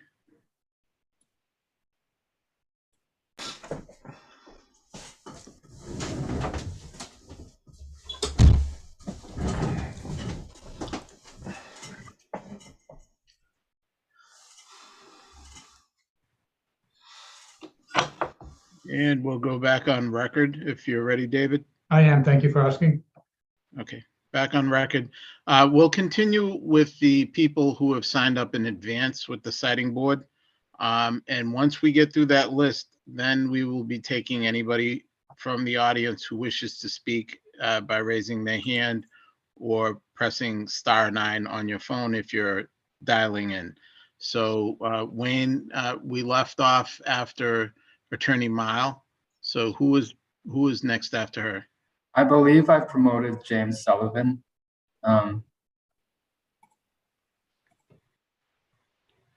Helena, I have a Helena Sullivan. Yes, that's me. James is the husband. James, okay, James. Sorry, you may proceed. You can see who pays the bills here. James, James, Sullivan, Sullivan, 70 Avondale Road, Long Meadow, Massachusetts, for the past 21 years, from New York. Very interesting comments. I want to thank certainly EFSB for allowing us to speak tonight. We certainly reject the proposal of Eversource. Coming through a residential area is extremely dangerous. I heard, words from Eversource, the cheapest way to do the project. Don't we count? Doesn't the human population count, where you're going to make a lot of money and we don't count? So we really have to look at, the ethics behind this decision. A 16-inch gas pipe. Think about the size of that, 16-inch compared to what we have right now. 200 PSI compared to 60 PSI presently. That's plenty to sustain Long Meadow. 200 is a regional plan, which we really don't benefit from. Think about 5 vent buildings giving off methane gas into our community. People with, asthma conditions, kids walking to school, a school right nearby of 400 plus kids and teachers. Where's the thought about safety here? There is no thought. This is all about profit and the fact that we don't count. The residents of Long Meadow, the residents of Springfield, the residents all around here, Enfield, Connecticut, don't count. This is a profit maker at our expense. And so we certainly reject all of what Eversource is proposing. There is no environmental impact study done yet.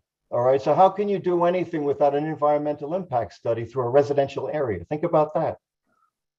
So a proposal that I would make, East Long Meadow, right nearby, Bryant Miller made the point of there's 2 acres for sale on Wool Swamp Road out of a residential area. It's more of a commercialized or industrialized area.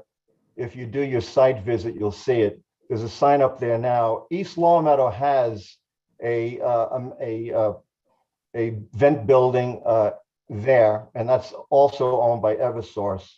And that's a safer area if you look at it, because it's away from residences. And so if you have to do anything like this plan, certainly we're suggesting an industrialized area, not residential with a school nearby. Think about the traffic issues over a 2-year period. is going to be crazy. This is like a 3-foot wide ditch that they're going to put down. The roads, Hazardville, Shaker Road, Laurel, all been mentioned through Long Meadow to make the connection. The cheapest way, I heard, to do this project, and think of the traffic issues sustained by this. It could be a nightmare, especially parents trying to get to work, trying to get over to Route 91, dropping their kids off. Think about the chaos of this project. The cheapest way to do the project. Interesting. Pipes leak, pipes burst. Hundreds of people like Merrimack Valley could be killed from this project, but it's the cheapest way to do it. Thank you. Reject the proposal. Thank you. Thank you, Mr. Sullivan. Thank you. Andre, so the next person signed up is Andrea Chasen. I believe she's already spoken as part of Long Meadow. Yes. So I'm going to promote Stephen Morantz next. Okay.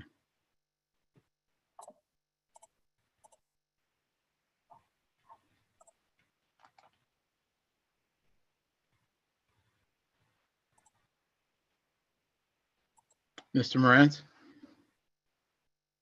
Yep. Hello, you may proceed. Yes, Stephen Morantz, STEVEN I live at 163 Red Barn Road in Dalton, Massachusetts. While my wife and I are no longer residents of Long Meadow, as we moved in August of this year, we did live in Long Meadow for 27 years. At various times during our residency, I served on both the Long Meadow Finance Committee and the Long Meadow Select Board, and at times was chair of each one. I believe that my having this perspective allows me to give you, the EFSB, additional perspective on the town of Long Meadow and the impact this project will have on its residents. In 1979, Long Meadow began recycling its waste, and in 2006, instituted a mandatory waste reduction program. In 2012, Long Meadow created an open space and recreation plan and updated that plan in 2020. In 2013, Long Meadow became a designated green community. In 2017, Long Meadow established an Energy and Sustainability Committee. In 2018, Long Meadow partnered with Springfield to participate in the state's Solarize program. In 2019, Long Meadow Town Meeting passed a bylaw banning construction of an industrial gas facility in a residentially zoned area. In 2021, Long Meadow Town Meeting passed a resolution requiring climate change be considered in all appropriate decision and planning processes for the town. So here is what we have, what we could call an environmentally concerned and aware community being confronted with a project that is completely at odds with the community's values and actions. A project that will not provide one iota of new energy to either Long Meadow or Springfield, a project that actually decreases reliability as all distribution lines end up at one location, the Bliss Street Regulator Station. And please keep in mind that had that tornado gone 200 yards to the south in 2011, the Bliss Street Station would have been wiped out, and the disaster that these guys keep talking about would have happened because of the Bliss Street Station. This is a project that can't possibly reduce and can only increase greenhouse gas emissions, a project that violates the town's bylaws and its long history of environmental stewardship. Hopefully this perspective gives you, the EFSB, a deeper understanding as to why Eversource's pipeline and meter station project is antithetical to how Long Meadow has been literally conducting its interaction with its environment. Thank you. Thank you, Mr. Morantz. Next, we have Michelle Morantz.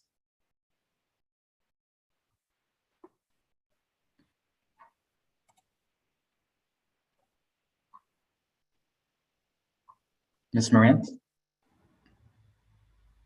She's muted. I don't think we can hear. There we go. All right, very good. Good evening. My name is Michelle Morantz, MICHELE Marantz, and I live at 163 Red Barn Road in Dalton. Though I live in Dalton now, I was a resident of Long Meadow for 27 years and chair of the Long Meadow Pipeline Awareness Group for 4.5 of those years. And based on that experience, tonight, I'd like to describe some examples of the gas company's failure to negotiate with us in good faith over that period. It's important that EFSB members be skeptical when presented with gas company statements and analyses, as these were often presented to us as fact, but actually contained half-truths and errors of omission, if not outright falsehoods. Because you are decision makers in this initiative, please, I urge you, consult outside experts on these matters before accepting Eversource's assessments and statements. For Long Meadow, gas company disingenuousness began over 5 years ago with the project description posted on Columbia Gas's website. Calling it the Long Meadow Supply Strategy Project, Columbia said they would install it in a, quote, non-residential area in Long Meadow to support existing and future growth. That's what they said. But the fact was that from the outset, this project was meant to be built in and through established neighborhoods in our town. You saw those neighborhoods on your recent site visit. And as of a November 2021 hearing, Eversource still hadn't changed that project description. After Eversource Gas purchased Columbia, we met in 2020 with its president, Bill Akeley, who assured us that he was aware of how problematic the proposed Columbia gas route was for Long Meadow and Springfield. In response to our concerns, he said that he had teams of engineers who were working on developing alternative routes. That's what he said at the meeting. But months later, when Eversource finally presented its project map, the preferred route was nearly identical to the former Columbia Gas version, with the alternatives so absurd that no thinking person would ever opt for them. In November 2021, when asked about health threats from meter station emissions, its general manager said that none of Eversource's infrastructure leaks methane, that there would be no emissions or odors during the recent EFSB site visit. However, Eversource publicly admitted that odors would be a byproduct. And with those odors come terrible gases that are harmful to our health. In November 2021, Eversource also stated that the project is, quote, not about profit, even while admitting that the project's $40 million cost would be borne by the ratepayers. And as you now know from the site visit, in only 1 year, that $40 million figure has now increased to $65 million. Whatever its ultimate cost, that figure is already part of a statewide gas infrastructure cost of $860 million that Eversource has filed with the DPU. Eversource has repeatedly stated that this project has nothing to do with growth, everything to do with redundancy. Once again, they persist in denying the facts, as achieving their so-called redundancy project depends on expanding gas infrastructure. How else would you describe building a high-pressure pipeline and a meter station that will include chain link fencing, a new access road, industrial lighting, concrete coverage of what is now a 2.2-acre woodlot, and the construction of outbuildings that have recently increased in number from 5 to 6. We believe there are alternatives to this disruptive project if reliability is their true goal. Eversource has told us that they've checked those options, but have found them not feasible. From our experience in dealing with their assessments, I would urge you to seek a second opinion from outside experts on this matter. In so doing, you may find yourselves pleasantly surprised. Thank you. Thank you, Ms. Morantz. I would like to just remind everybody that your neighbors, and there are still a lot of people on the call here that may want to speak after we get through the list of people that have pre-registered. In order to be conciliatory to some of them and actually give them the chance to express their opinions tonight. The 3 minutes, you really should try and stick to it, because it's only going to benefit your neighbors who may have something similar, or maybe even something in addition to say. So please be cognizant of it. When Wayne raises the 30-second time card, it is a warning that you have 30 seconds. If you can be a little bit more concise in that time, it will help everybody else that's waiting. Who do we have next, Wayne? We have Deborah Cyril-Nick. She's already in the panel. All right. You're muted. Yeah, thank you. There you go. I'm Yep, unmuted now, I believe. great. Okay. Deborah Cyrulnik, Deborah, Cyrulnik, Sirulnik, 92 Arlington Road, Longmeadow, Mass. According to the EFSB website, in order to obtain EFSB approval, a proposed facility must demonstrate that it would provide a reliable energy supply with a minimum impact on the environment at the lowest possible cost. As to reliability, the existing Eversource gas pipeline is sufficient for delivering power to every household in the town of Longmeadow. Aging and damaged pipes can and are being repaired without having to replace an entire pipeline system at an obscene cost to users. As to minimum environmental impact, others tonight have spoken to the potential devastation that the construction of this high-power gas pipeline would have on the infrastructure of the town and the health of its residents. As to lowest possible cost, even Eversource admits that this pipeline is redundant. Proposing a backup pipeline at this time is nothing short of unconscionable. Thank you for your time. Thank you. Next, we have Marjorie Bruns. I don't see her in the attendees list. Ms. Bruns, if you are here. Okay, I see Richard Bruns.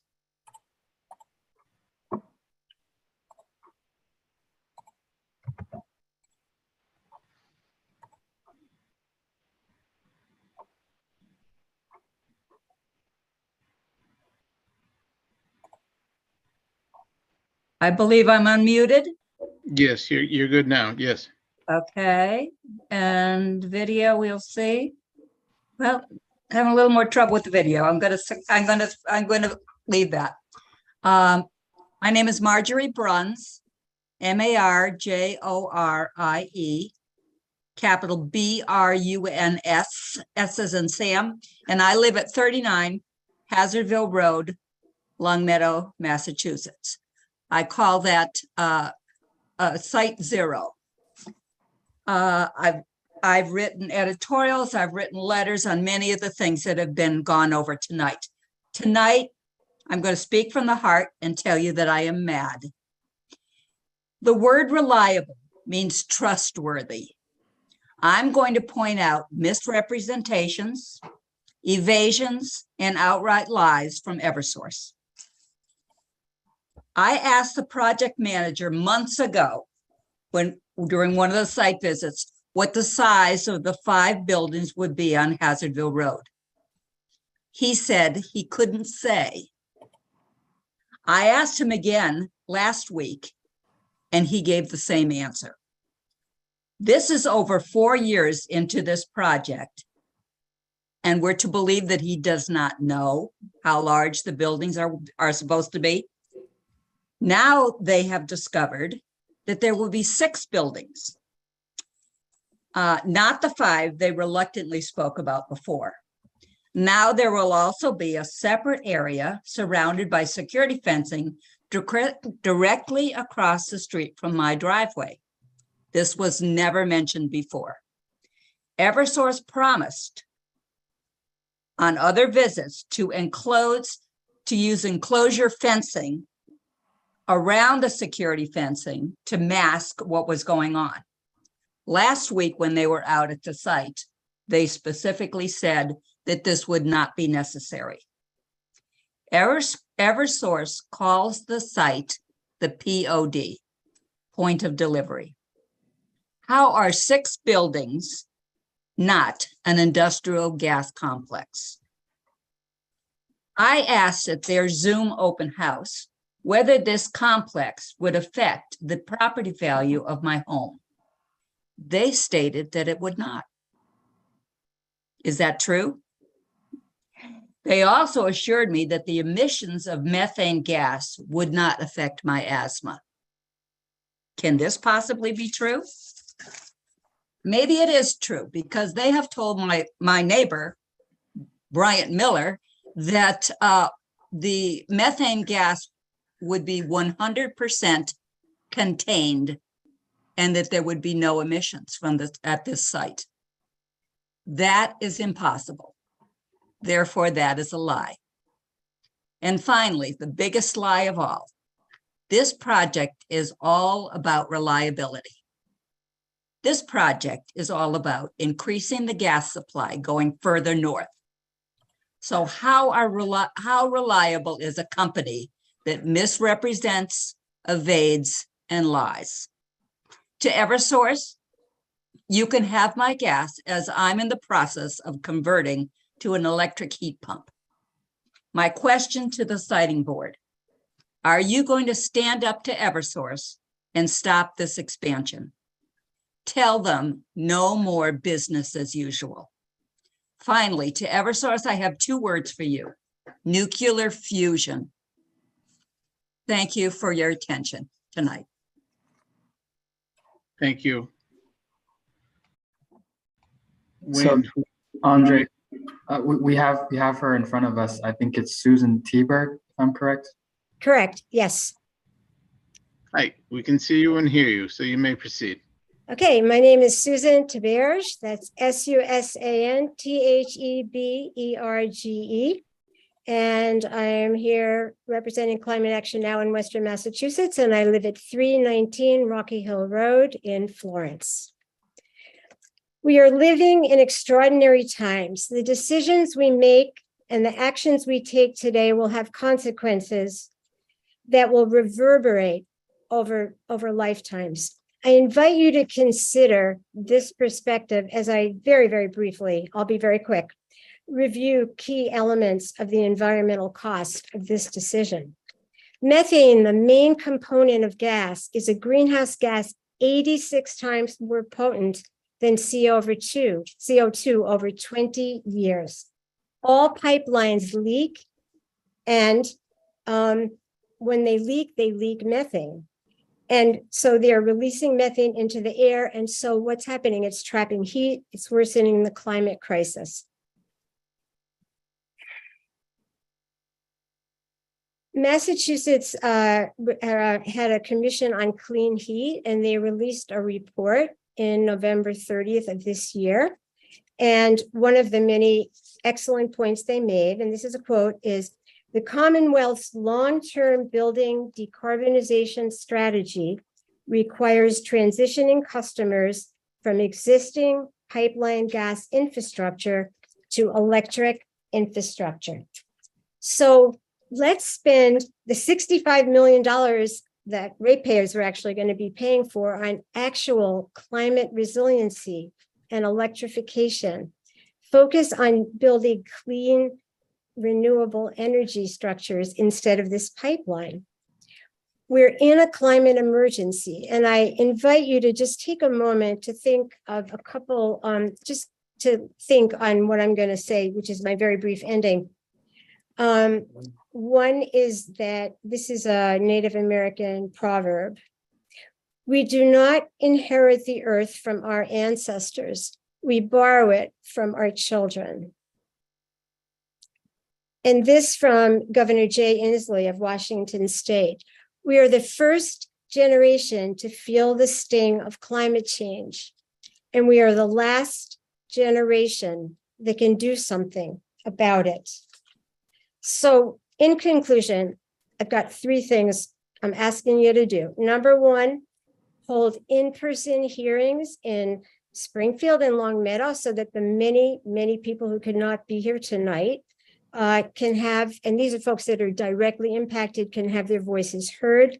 Second of all, do all in your power to help us make this transition rapidly toward clean, renewable energy. And when we're talking clean, renewable, we're talking about a truly reliable source of energy. And third of all, in all decisions you make, hold in your hearts the future of all children, born and yet unborn, and our entire magnificent, irreplaceable ecosystem. Thank you. Thank you. Andre, next we have Vicky Deal.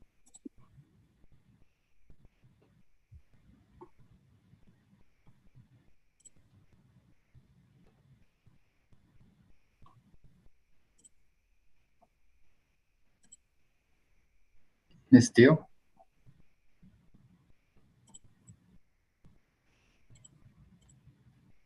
I don't see her on the, Yeah, she hasn't accepted my invitation to the panel yet.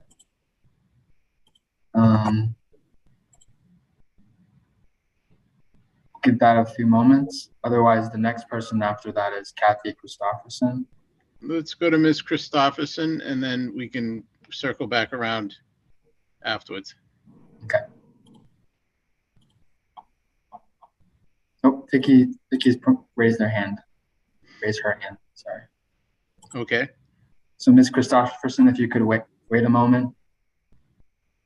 Sorry, Ms. Deal. Yes, I was having trouble hitting the right buttons. That's fine. You're there. Very much for allowing me to speak tonight. Like many people here tonight, I've been concerned about this project for a very long time, back from the time when it was a Columbia Gas project. I have a lot of concerns about environmental and health, but tonight I'd like to speak to safety. My name is Vicky Deal, Vickideal. I'm at 105 Converse Street in Longmeadow, which is right along the route.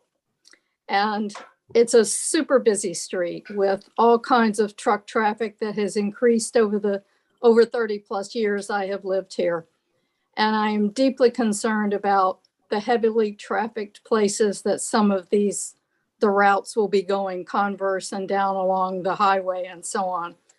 It is my understanding that this new pipeline will be 16 inches, 200 PSI, and that the impact from that, an impact radius for that is 100, let's turn my light up a little bit here, is 156 feet on either side of the pipeline, which would entirely wipe out both sides of my street if something were to happen. Evacuation distances are 516 feet on either side of the pipeline, which would go down side streets and on either sides of Converse. One of the things that has bothered me all along is that this project goes past two elementary schools, the one in Longmeadow at Wolf Swamp and on Sumner Avenue. These are very close distances for both of these. Any accidents that might happen there could also be devastating for our children. I hope you will please consider having more meetings for people to see what is going on here and to understand deeply what is happening. We want our environment to be a clean, safe place for our children, our grandchildren. I would also ask that you think about, well, how would you feel if you or your family lived along any one of these routes? Thank you. Thank you, Ms. Deal. So next, sorry, Ms. Andre. Christopherson. Yeah, sorry, Andre. So just Ms. Christopherson, if I may, before that, just to let the next two speakers know so that they're ready. After Ms. Christopherson, we have Naya Tenarowitz and Jess Kenny and Vern MacArthur. So I will promote you soon after Ms. Christopherson. Ms. Christopherson, please. Good evening. My name is Kathy Christopherson, Cathy Kristofferson. I live at 244 Allen Road in Ashby, testifying on behalf of the Pipeline Awareness Network for the Northeast. If he is ready. Here we are at the end of 2022 with the obvious effects of climate change all around us. And we are being presented with gas infrastructure expansion from Eversource that doubles or more its capacity to pump fossil gas into the city of Springfield, an already overburdened city who should be on the top of the move to electrification list instead of facing a $65.1 million sum of money to be spent on gas expansion. As already was mentioned, this project was 40 million when Eversource filed in 21-102. It has increased now to 65.1, which is a 70% increase. But yet their filing in the cost section 1.1.2 shows the cost is a plus 50% minus 25. So on the $60 million price tag of the pipeline, should it rise to that plus 50, that would be $90 million. All good for the near 10% guaranteed return on equity for their shareholders, not so good for the ratepayers forced to bear the ever-rising burden. As mentioned, the Governor's Commission on Clean Heat report that was just released said investments that would support new or increased natural gas infrastructure or capacity should instead be deployed to advance measures that help support the net zero future. And it went on to say the Commonwealth should also avoid future investments in gas pipeline infrastructure that will disproportionately burden LMI households. So how does Eversource's Western Mass Gas Reliability Expansion Project square with that? A potential $65 to $95 million investment in new gas infrastructure that will disproportionately burden the low to moderate income households of Springfield. Eversource is actually in a somewhat unique position in Longmeadow and Springfield. They are both a gas and electric provider, so moving gas customers to electrification doesn't make them lose a customer. You would think they would take advantage of that, but they are not. Their long-range forecast and supply plan shows them adding 10,000 gas customers, 2,500 in Springfield, by transitioning oil, heat to gas, not electrification, thus the need for more gas capacity. I think everyone has asked you to please hold in-person meetings, and I would ask you to see this Eversource project for what it is, a $65 million boondoggle bound to rise in cost, fortifying and expanding a gas distribution system we should be tearing down, not building up to last many more decades. What could we do with that money to bring Springfield's EJ neighborhoods closer to true climate resiliency via electrification? This project may have been consistent with current policies back when it was conceived and then originally proposed by Columbia Gas in 2017, but it is no longer. This is a project whose time has come and gone. As such, the siting board must deny the consolidated zoning exemption petition in DPU 2269 and the gas expansion project in EFSB 22-05 as in direct opposition of the climate policies and goals of our Commonwealth, as reaffirmed just 2 weeks ago by the Governor's Commission on Clean Heat report. Thank you. Thank you. Ms. Tenerowitz? Yes, hello. Hello. My name is Naya Tenerowitz. That's spelled N-A-I-A-T-E-N-E-R-O-W-I-C-Z. I am a member of the Springfield Climate Justice Coalition and a steering committee member of Climate Action Now, Western Massachusetts. I live at 46 Willowbrook Drive in Springfield. According to mass.gov, to obtain EFSB approval, a proposed facility must demonstrate that it would provide a reliable energy supply with a minimum impact on the environment at the lowest possible cost. You also have a responsibility for the health and welfare of the public. As a resident of Springfield, I am here to tell you that there is no way to site this project in a way that will have a minimum impact on the environment or the health and safety of my community. As others have mentioned, the POD station in Longmeadow would be a public health and safety risk to the residential neighborhood in which it is sited and to Wolf Swamp Elementary School. In Springfield, the pipeline would pass primarily through residential environmental justice neighborhoods, already burdened with poor air quality and high rates of respiratory illness. This is true of any of the proposed routes that Eversource has put forward. The preferred route passes about 500 feet from the Sumner Ave Elementary School and preschool, which has 507 students between pre-K and grade 5. An estimated 1 in 5 children in Springfield, and therefore at that school, has asthma. Those students would be particularly vulnerable to asthma attacks from gas leaks, and they would be in the blast radius if there were an explosion. You might not know this, but the gas explosion in Springfield in 2012, which injured 18 people and damaged 42 buildings, happened a few doors down from a daycare, which was thankfully empty when the explosion occurred. This much, much larger high pressure pipeline passing so close to a preschool and elementary school would open the possibility for a true nightmare scenario, much worse than the disaster in 2012. Eversource's entire justification for this pipeline is about reliability. They talk a lot about Springfield's existing gas pipeline as a single point of failure for our gas supply. But both that pipeline and this new pipeline would go through the Bliss Street station before being distributed to the rest of Springfield. If something were to happen to that station, we would lose our entire gas supply even after spending $65 million or more on this new pipeline. There would still be a single point of failure. So let's talk about Bliss Street Station. Almost every time I've been there, I have smelled gas. The unhoused people in that area frequently smell gas there as well.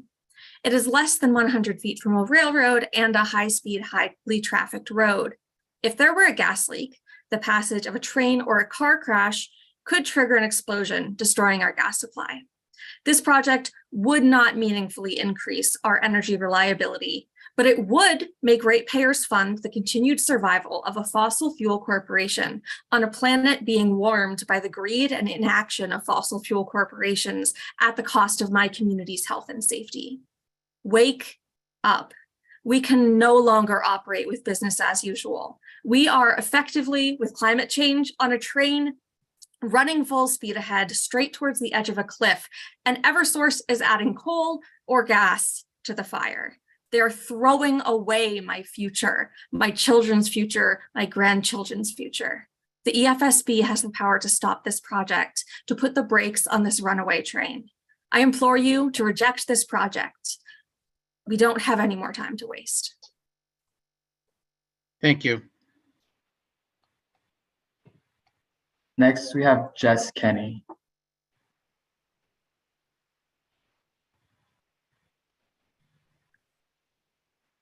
Hi, my name is Jess Kenny, Jesskenny. I live at 117 Olander Drive in Northampton.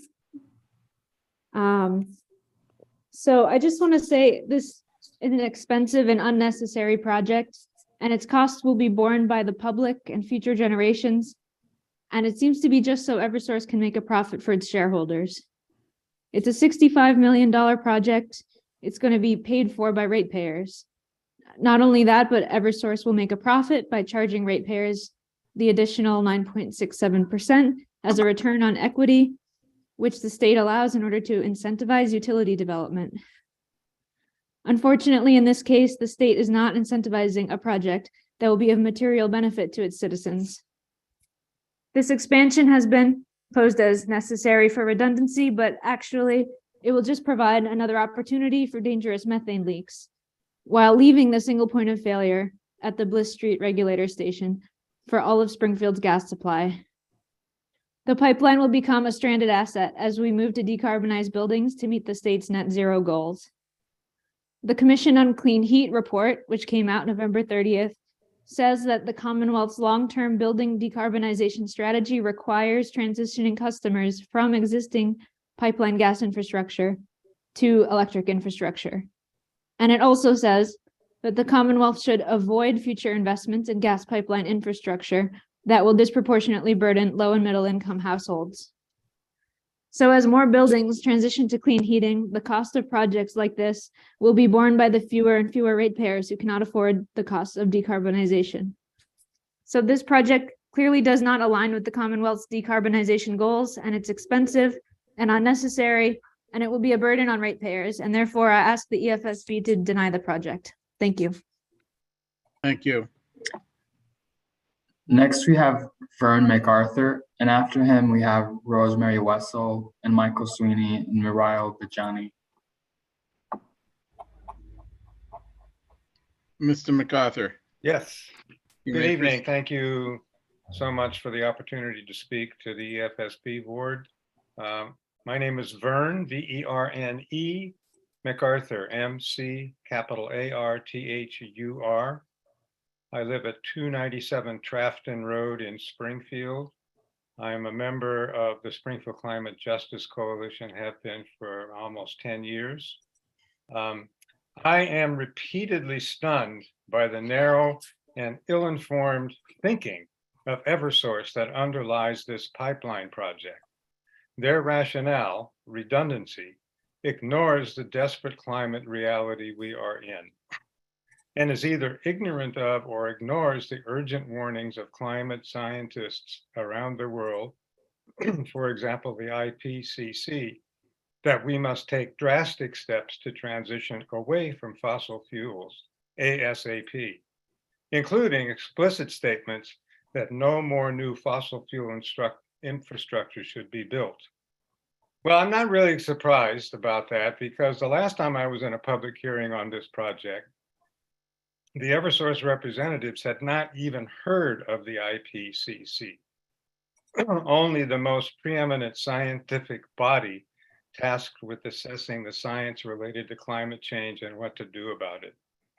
How can we even think that this reliability project was planned with climate and human health in mind, when they have been ignorant of the most significant repository of up-to-date science on climate change? This transition from fossil fuels to renewable will be a huge challenge. My household is about to complete installation of solar panels and a full heat pump mini split system for heating our house, taking us completely off any use of gas. This has been a huge lesson for me. The cost, the technical expertise needed, the time it takes. With rebates and tax breaks, we can afford it. Most people in Springfield can't.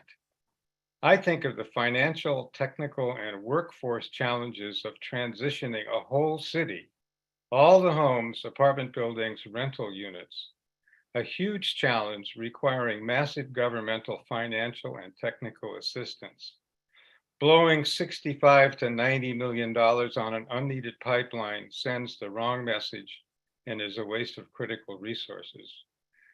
We must come together to think of a sustainable, fossil-free future.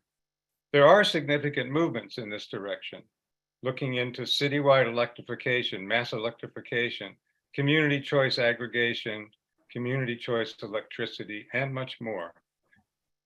Options that provide safer, healthier, and more decentralized energy system and provide lots of green jobs.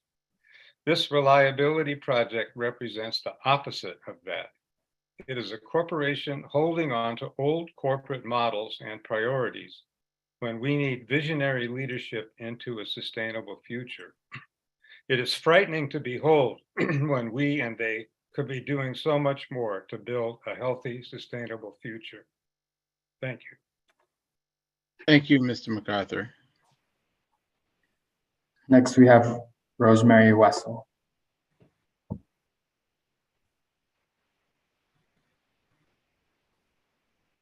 Well, Ms. Wessel, we got you. You can go ahead. Okay, I wasn't sure if I was on yet or not. You're up. My name is Rosemary Wessel. That's spelled R-O-S-E-M-A-R-Y. Last name is W-E-S-S-E-L. I'm with Berkshire Environmental Action Team located at 20 Chapel Street in Pittsfield, Massachusetts. As mentioned earlier by Ms. Deal, the impact zone of 156 feet for this proposed pipeline, it includes at least 155 single-family residences and small businesses. It also includes many high occupancy commercial sites, including the Long Meadow Country Club, the Hilton Garden Inn, which is a 143-room hotel, and the Basketball Hall of Fame. Residential sites within that 156 potential impact radius include multiple apartment complexes and condos. Forest Hill Condominiums has 112 units. 6 Sumner Avenue has 36 units. 116 to 120 Long Hill has 26 units. Springfield Gardens has 18 units. 165 Converse Street has 14 units. Leet Street has 6 units. And Long Hill Street has 3 other buildings with 12 units altogether. There are also several duplexes. Within or bordering the 516-foot radius of recommended evacuation zone, which can still sustain significant damage, is Sumner Avenue Elementary School, Wolf Swamp Elementary School, South End Middle School, Minnie and Winnie's Daycare, Maple Hill Rest Home, and Ellen Rice Rest Home. I believe another daycare that I'm missing that I heard somebody else speak about. Given the dense population between meter station locations, the risk is similar no matter where the gas transmission line will be located. None of the proposed alternate routes are any significantly less densely populated. Given that this project is not needed since the existing system is functioning reliably and fossil fuel infrastructure will be phased out by state climate mandate in the relatively near future, Eversource should not be allowed to construct this redundant high-pressure main that puts so many people at risk.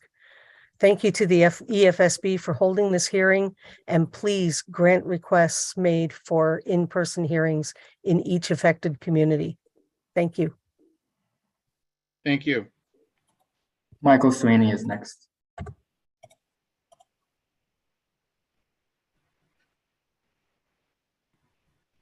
Mr. Sweeney, you may proceed. Hello, my name's Michael Sweeney. That's MichaelSweeney, and I live at 14 Erica Circle in East Longmeadow, Mass.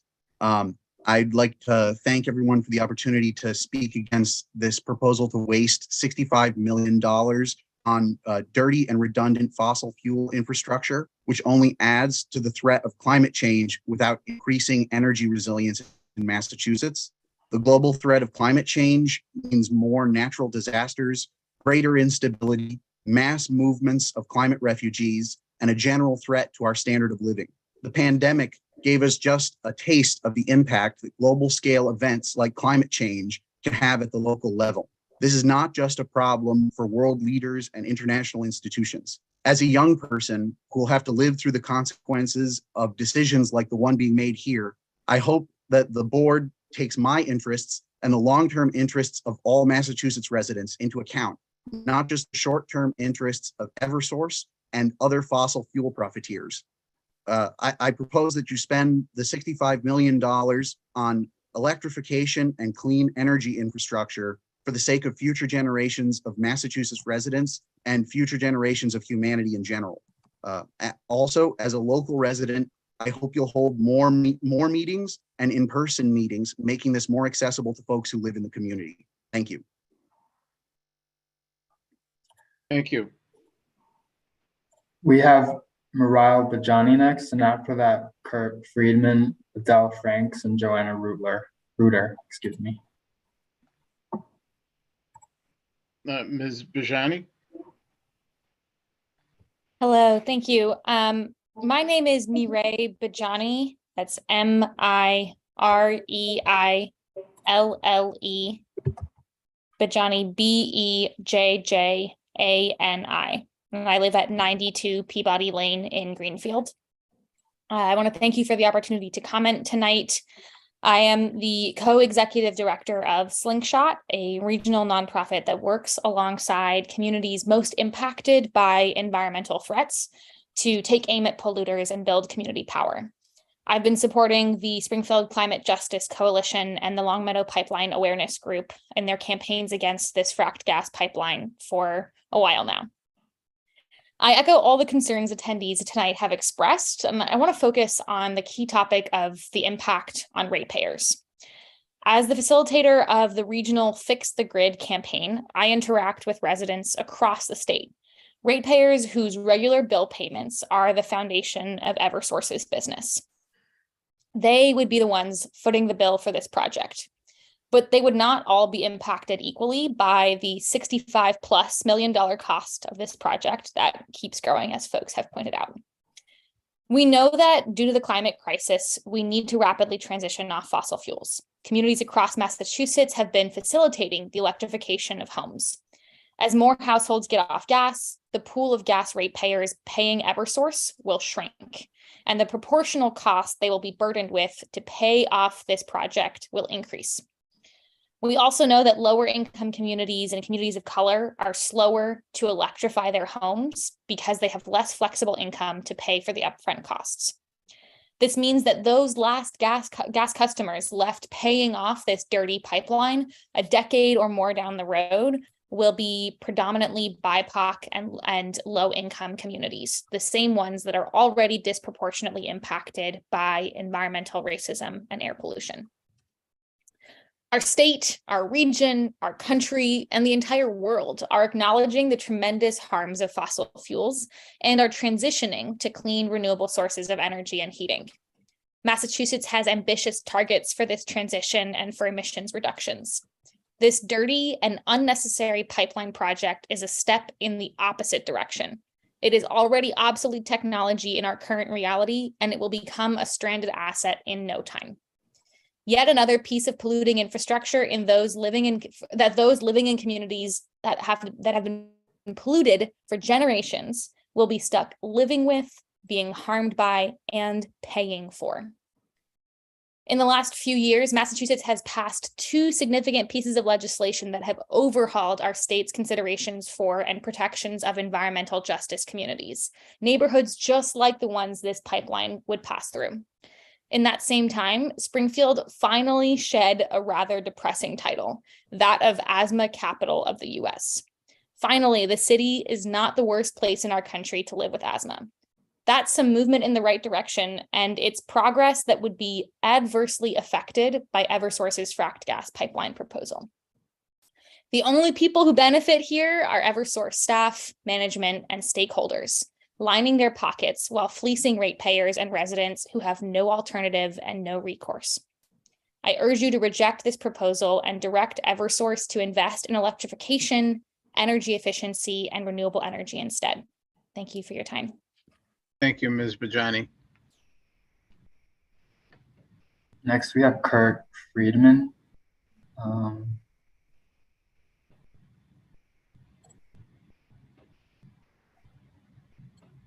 Sorry, your hand's raised. I'm promoting Mr. Friedman right now.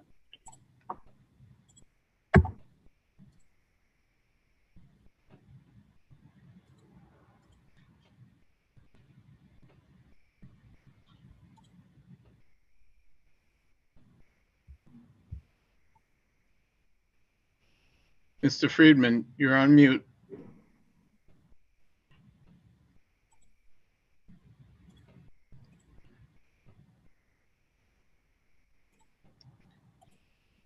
Are you able to hear me now?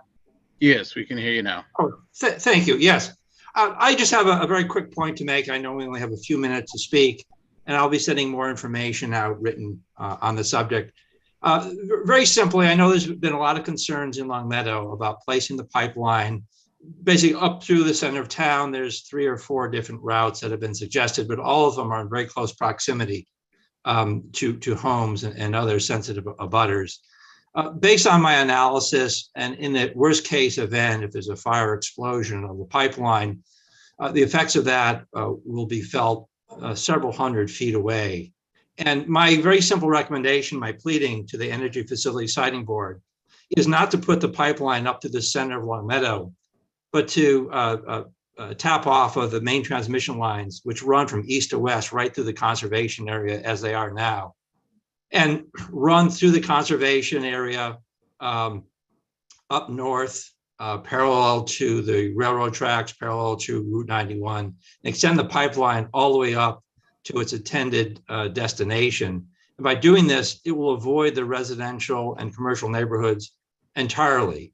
I reason that the cost of the project will be dramatically reduced, the risk factors will be dramatically reduced. And I think that the Energy Facility Siting Board will be compelled to look at this alternative path. This path has not been suggested by the developer, but such a path, and you'll see by when I submit this in writing, will avoid a lot of the potential conflicts entirely. And once again, it'll minimize the risk of the project and significantly reduce the cost. And with this approach, I think that the Energy Facility Siting Board is compelled to look at this alternative path. Thank you, Mr. Friedman. Sorry. Andre, next we have Adele Franks, but I don't see her in the attendees. Ms. Franks, if you're here, could you raise your hand? If not, we'll move on to Joanna Reuter.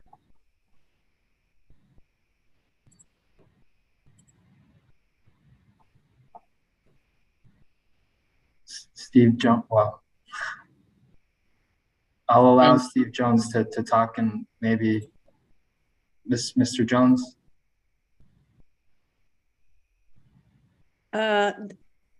My husband's name is Steve Jones, and his name often comes up on Zoom calls, but my name is Adele Franks. Okay. Ms. Franks, I'm going to promote you to the panel. Ms. Reuter, if you could hold on for a moment, we'll let her speak first. All right, Ms. Franks, you may proceed. We have you on audio anyways. I think it'll take a moment for her to come onto the panel.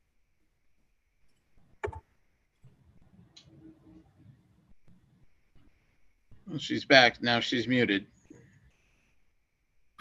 There we go. Okay.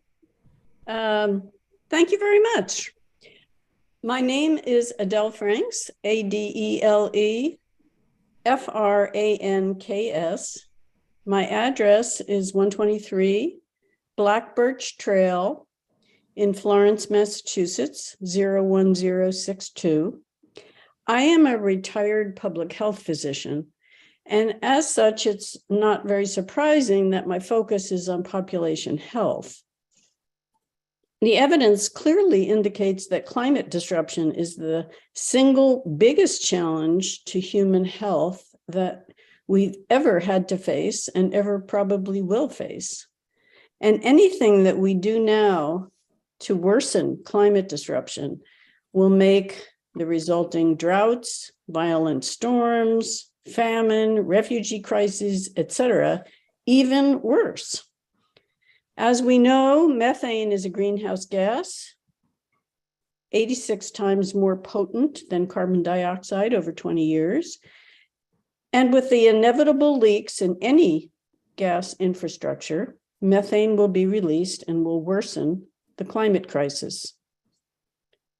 Our state government recognizes this crisis and has put into place goals for net neutrality, climate net neutrality in the coming years.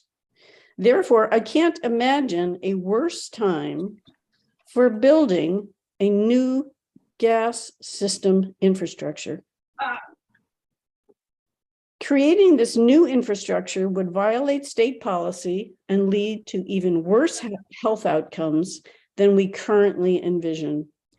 I oppose what Eversource is proposing on those grounds, and I hope you will as well. Thank you very much. Thank you. Ms. Reuter? Okay, thank you very much.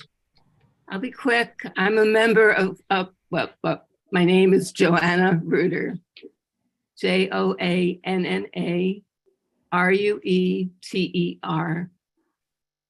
My address is 68 Oakman Street, Turners Falls, Mass.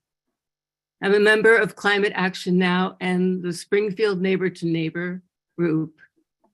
A lot of people have said what needs to be said, but I just want to say my friends in Neighbor to Neighbor are working so hard to do their very best to improve the quality of life for their children, to give them a viable future. It's a hard job. And it's a gross injustice to build a new pipeline in their neighborhoods. People have spoken already to all the facts and figures. So I'll make it quick just by saying, my granddaughter has just turned 10. She will only be 38 in 2050. It's against everything I stand for to allow a line to be built when we're supposed to be actively decreasing our dependency on fossil fuel. This new pipeline must not be permitted, period. Thank you. Thank you. Mr. Jabot, we have June Gregg followed by Dr. Russ. Dr. Russ Vernon Jones, sorry. Okay.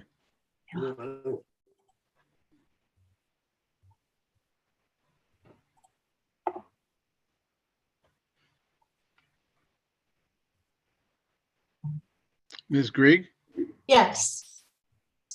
Can you hear me? we can hear you. You may proceed. Okay. My name is June Gregg, Junegreig, and I live at 16 Robin Road in Long Meadow. The climate bill in Massachusetts is in effect to reduce greenhouse gas emissions to net zero by 2050. Eversource's proposed project will increase emissions and runs contrary to that mandate. Methane emissions from this project would be damaging to people and our climate, but it's not possible to comment fully yet without reviewing the environmental impact report, which is not available yet. The chance that a new line would be needed as a backup in a disaster does not square with building a large industrial gas processing station and a new high-pressure pipeline. Eversource needs to repair and update the line that they have. Eversource also prefers a location that is most damaging to the health and safety of people, just 41 feet from the nearest house and 2 blocks from an elementary school in a densely populated neighborhood. And this is not the least costly option. They say this location is best, partly because other sites involve wetlands and an important bird area or are adjacent to protected open space. Eversource shows no concern for the risks to people. Safety regulations didn't protect people in downtown Springfield, Merrimack Valley, or countless other locations. This project is not necessary, not wanted. It's an expansion project that only benefits Eversource. It is contrary to combating climate change. It should be rejected. Thank you for hearing my concerns. Thank you, Ms. Gregg. You're welcome. The next person is Dr. Vernon Jones.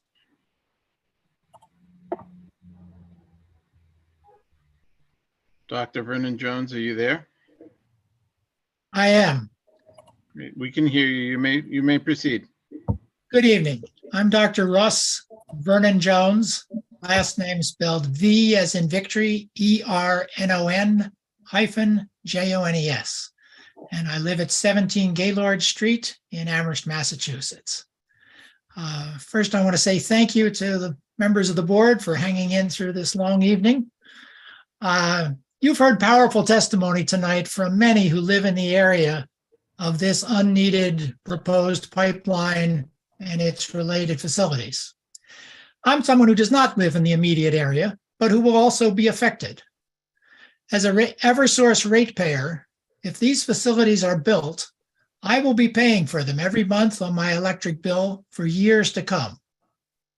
I don't mind paying for things that people need and want, but I deeply resent paying for something that is not needed, not wanted, that increases risk, that will damage the environment, and that will absorb funds that could much more wisely be spent on moving the Commonwealth toward our vital renewable energy goals. As a white person who wants to live in a world free of racism, I'm also personally affected by actions such as trying to site these facilities in a community of people of color such as Springfield and ignoring their voices of opposition. Environmental justice matters.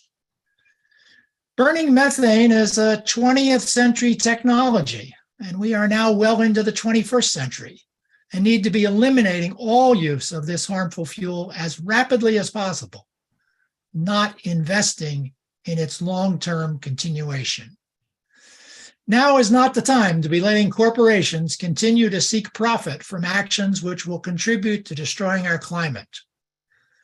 The 21st century and the global climate crisis we are in imposes new technological challenges and new ethical challenges on you as a board, on you as individuals, and on all of us. Methane gas and carbon dioxide emissions anywhere worsen the climate crisis everywhere in the world. For the sake of all humanity, please take the step that you as the EFSB are able to take and deny this petition. Thank you. Thank you. Andre, so we have Yeah. hand raised. Let me just before we get to the hand that's raised. So that concludes the people who pre-registered to speak ahead of time. So we're going to move now to those of you who did not pre-register and who wish to comment. So what we'll do is, if you want to speak, raise your hands. Wayne will bring you into the panel, and then we will go through one at a time. Again, keep in mind the 3-minute time limit. Make sure you're paying attention to the screen for Wayne's 30-second warning, and then my hand when time is finally up. So go ahead, Wayne. Thank you. First attendee is Zach Borisius. Yes, I hope that you can hear me. Yes. Pardon me. I just wanted to say quickly that, well, I don't live in the area, but I've been following this very closely because of I live in Montague, Massachusetts, up north. But I wanted to talk with other people who have touched on the institutional, that what we're dealing with here is partly institutional inertia, and a company that is deeply, deeply invested in natural gas and has not planned for the future is now in essence trapped, continuing to double down on natural gas infrastructure because now they're behind on other opportunities and they're not in a position to take advantage of other things. So they are now, I believe, essentially the institution is now trapped in a cycle of continuing to double down on quickly obsoleting technology. And another institutional wrinkle and dysfunction is the fact that, as someone was mentioning, they could have invested in electrical instead of gas, but they don't want to do that because then these people can generate their own electricity. They can't generate their own natural gas. There are perverse institutional incentives that I just want to raise awareness around. There are probably people inside Eversource who know that this is an issue, but they don't know what else. But 10 years ago they didn't plan for the future, and now they have to. All they're stuck with is the 20th century technology that they have. So thank you. Could I make just for the future speakers, could you spell your last name and provide your address for the stenographer? Thank you. Any other hands, Wayne? Linda Cleary.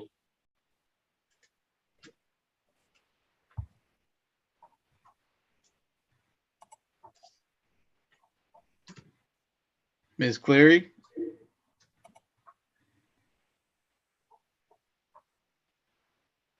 It took a minute to log me in. Sorry about that. My name is Linda Cleary, LINDACLEARY.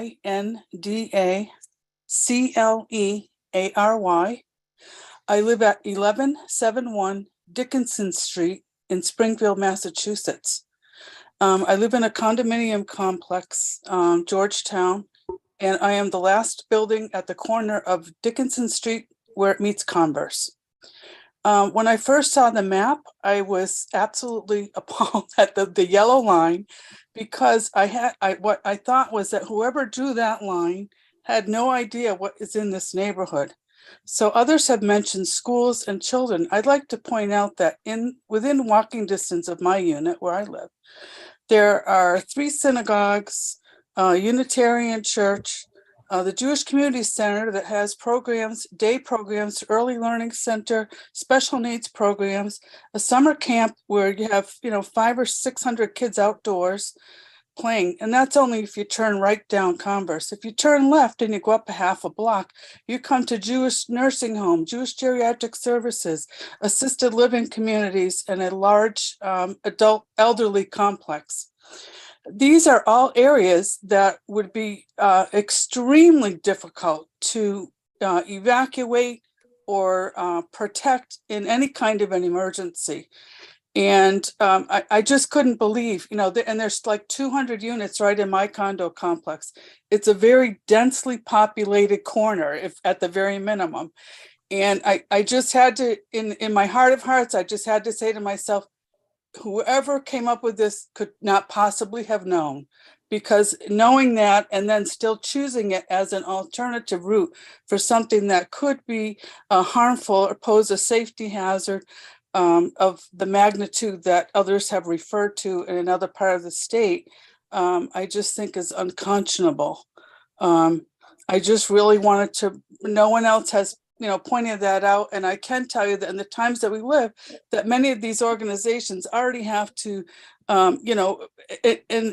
employ safety measures beyond norm because of the times we live in and the type of, incidents that happen in the world against these communities of people. And I just think I just think it's poorly chosen. And I want to make sure that someone was aware of the heavy population and the fact that we're not only talking about school children, we're talking about elderly people as well. And it's extremely, heavily traveled area as well. So I just wanted to get that in, and I thank you for your time. Thank you, Ms. Cleary. Yeah, thank you. Andre, I promoted AR back to the panel. Okay. Welcome back.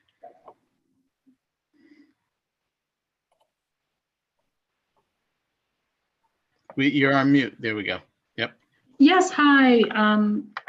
Thank you for the opportunity to speak. My name is Ann Rocco. It's spelled ANROCCO. My address is at 19 Hazardville Road, Longmeadow, Massachusetts, 01106. I live in a neighborhood very close to the proposed meter station and the pipeline.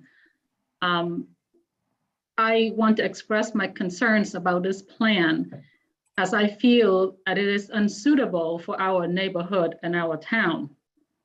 Although I have many reasons to oppose this plan, my major concerns is that it is a safety hazard for residents, particularly the children in my neighborhood. As you know, the project site is less than a quarter of a mile from Wolfram Rose School, elementary school, and less than a mile from the senior center. And that is the two populations that are deeply affected by the polluted air that this facility and pipeline may generate. In addition to the health issues caused by the air pollution, this project will also cause stress from increased traffic that will disrupt the peacefulness in our neighborhood. And of course, I'm concerned about the accidents or explosions that may happen, such as the major explosion in Merrimack Valley and downtown Springfield. As one of many town residents who are concerned about this terrible impact that this project may have on our community, I ask for your strong support in opposing this project I would also appreciate anything you can do to prevent this project from taking place. And I do have a young child that go to Wolfsbarn Road. I walk my daughter to school every day. I see my neighbor walking their children, elders taking their walk every day. And for having this facility, 6 buildings right across from our house, that we have to go to sleep, waking up and worry about the health of my own and my children, it's not easy for me. Every time when I open the door and I imagine myself have to see that, it's not peaceful life for us. Thank you. Thank you. No hands raised as of right now.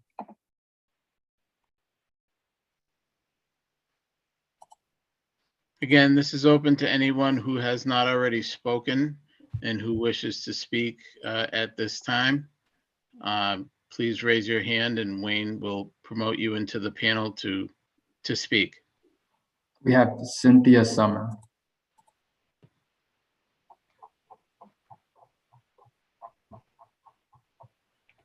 Ms. Summer? Hi. Hi. I'm Cynthia Summer, and I live at 57 Farmington Avenue, Long Meadow, Massachusetts, and I am a member of the Springfield Climate Justice Coalition. I hadn't planned to speak tonight. I'm going to send my comments about the site, written comments, but I do want to talk very briefly about the so-called public participation effort. Thank you very much for holding this hearing tonight. And I'm glad that you are looking to do some other site visits, but there really is no substitute for an in-person visit, especially in the city of Springfield. When we have Springfield Climate Justice Coalition meetings, a lot of the Springfield members join us on their cell phones. And if you're on a cell phone, you often, you can't use video because it uses up too much stuff, or you can't see what the presentations are. And so for you to really fully be present and show everything and have equal access to people, you need to come out and show it on a big screen after work hours, when people can be there in an evening. When the project was first proposed, you folks came out. I went to the meeting at Long Meadow when the project was first proposed at the high school, and there was lots and lots of people there. And, it was very good, and people could see the panelists and, really see who the state people were making the decisions, and everyone was very respectful, and it worked out really, really well for everybody. And I just think you really have to have in-person meetings. I'd love to have one both in Springfield and Long Meadow, but if you could only have one, I would say have it in Springfield, because there just are tons of people in Springfield who care about this, who aren't on this call tonight for whatever reason. And if you really need to increase access, you need to do it. I say this as a former planner who was in charge of public participation programs in the city of Rochester, trained by the EPA. And what you folks are doing for outreach is not enough. You need to go further and do a better job. Thank you. Thank you, Ms. Summer. Any other hands, Wayne? Not as of right now. We'll give it one more moment and see if anybody does raise a hand.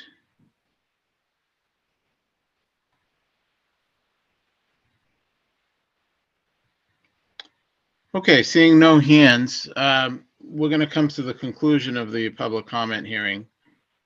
Before we conclude the public comment hearing this evening, I'd like to remind everyone of the opportunity to participate in the evidentiary information gathering phase of the proceeding if you desire.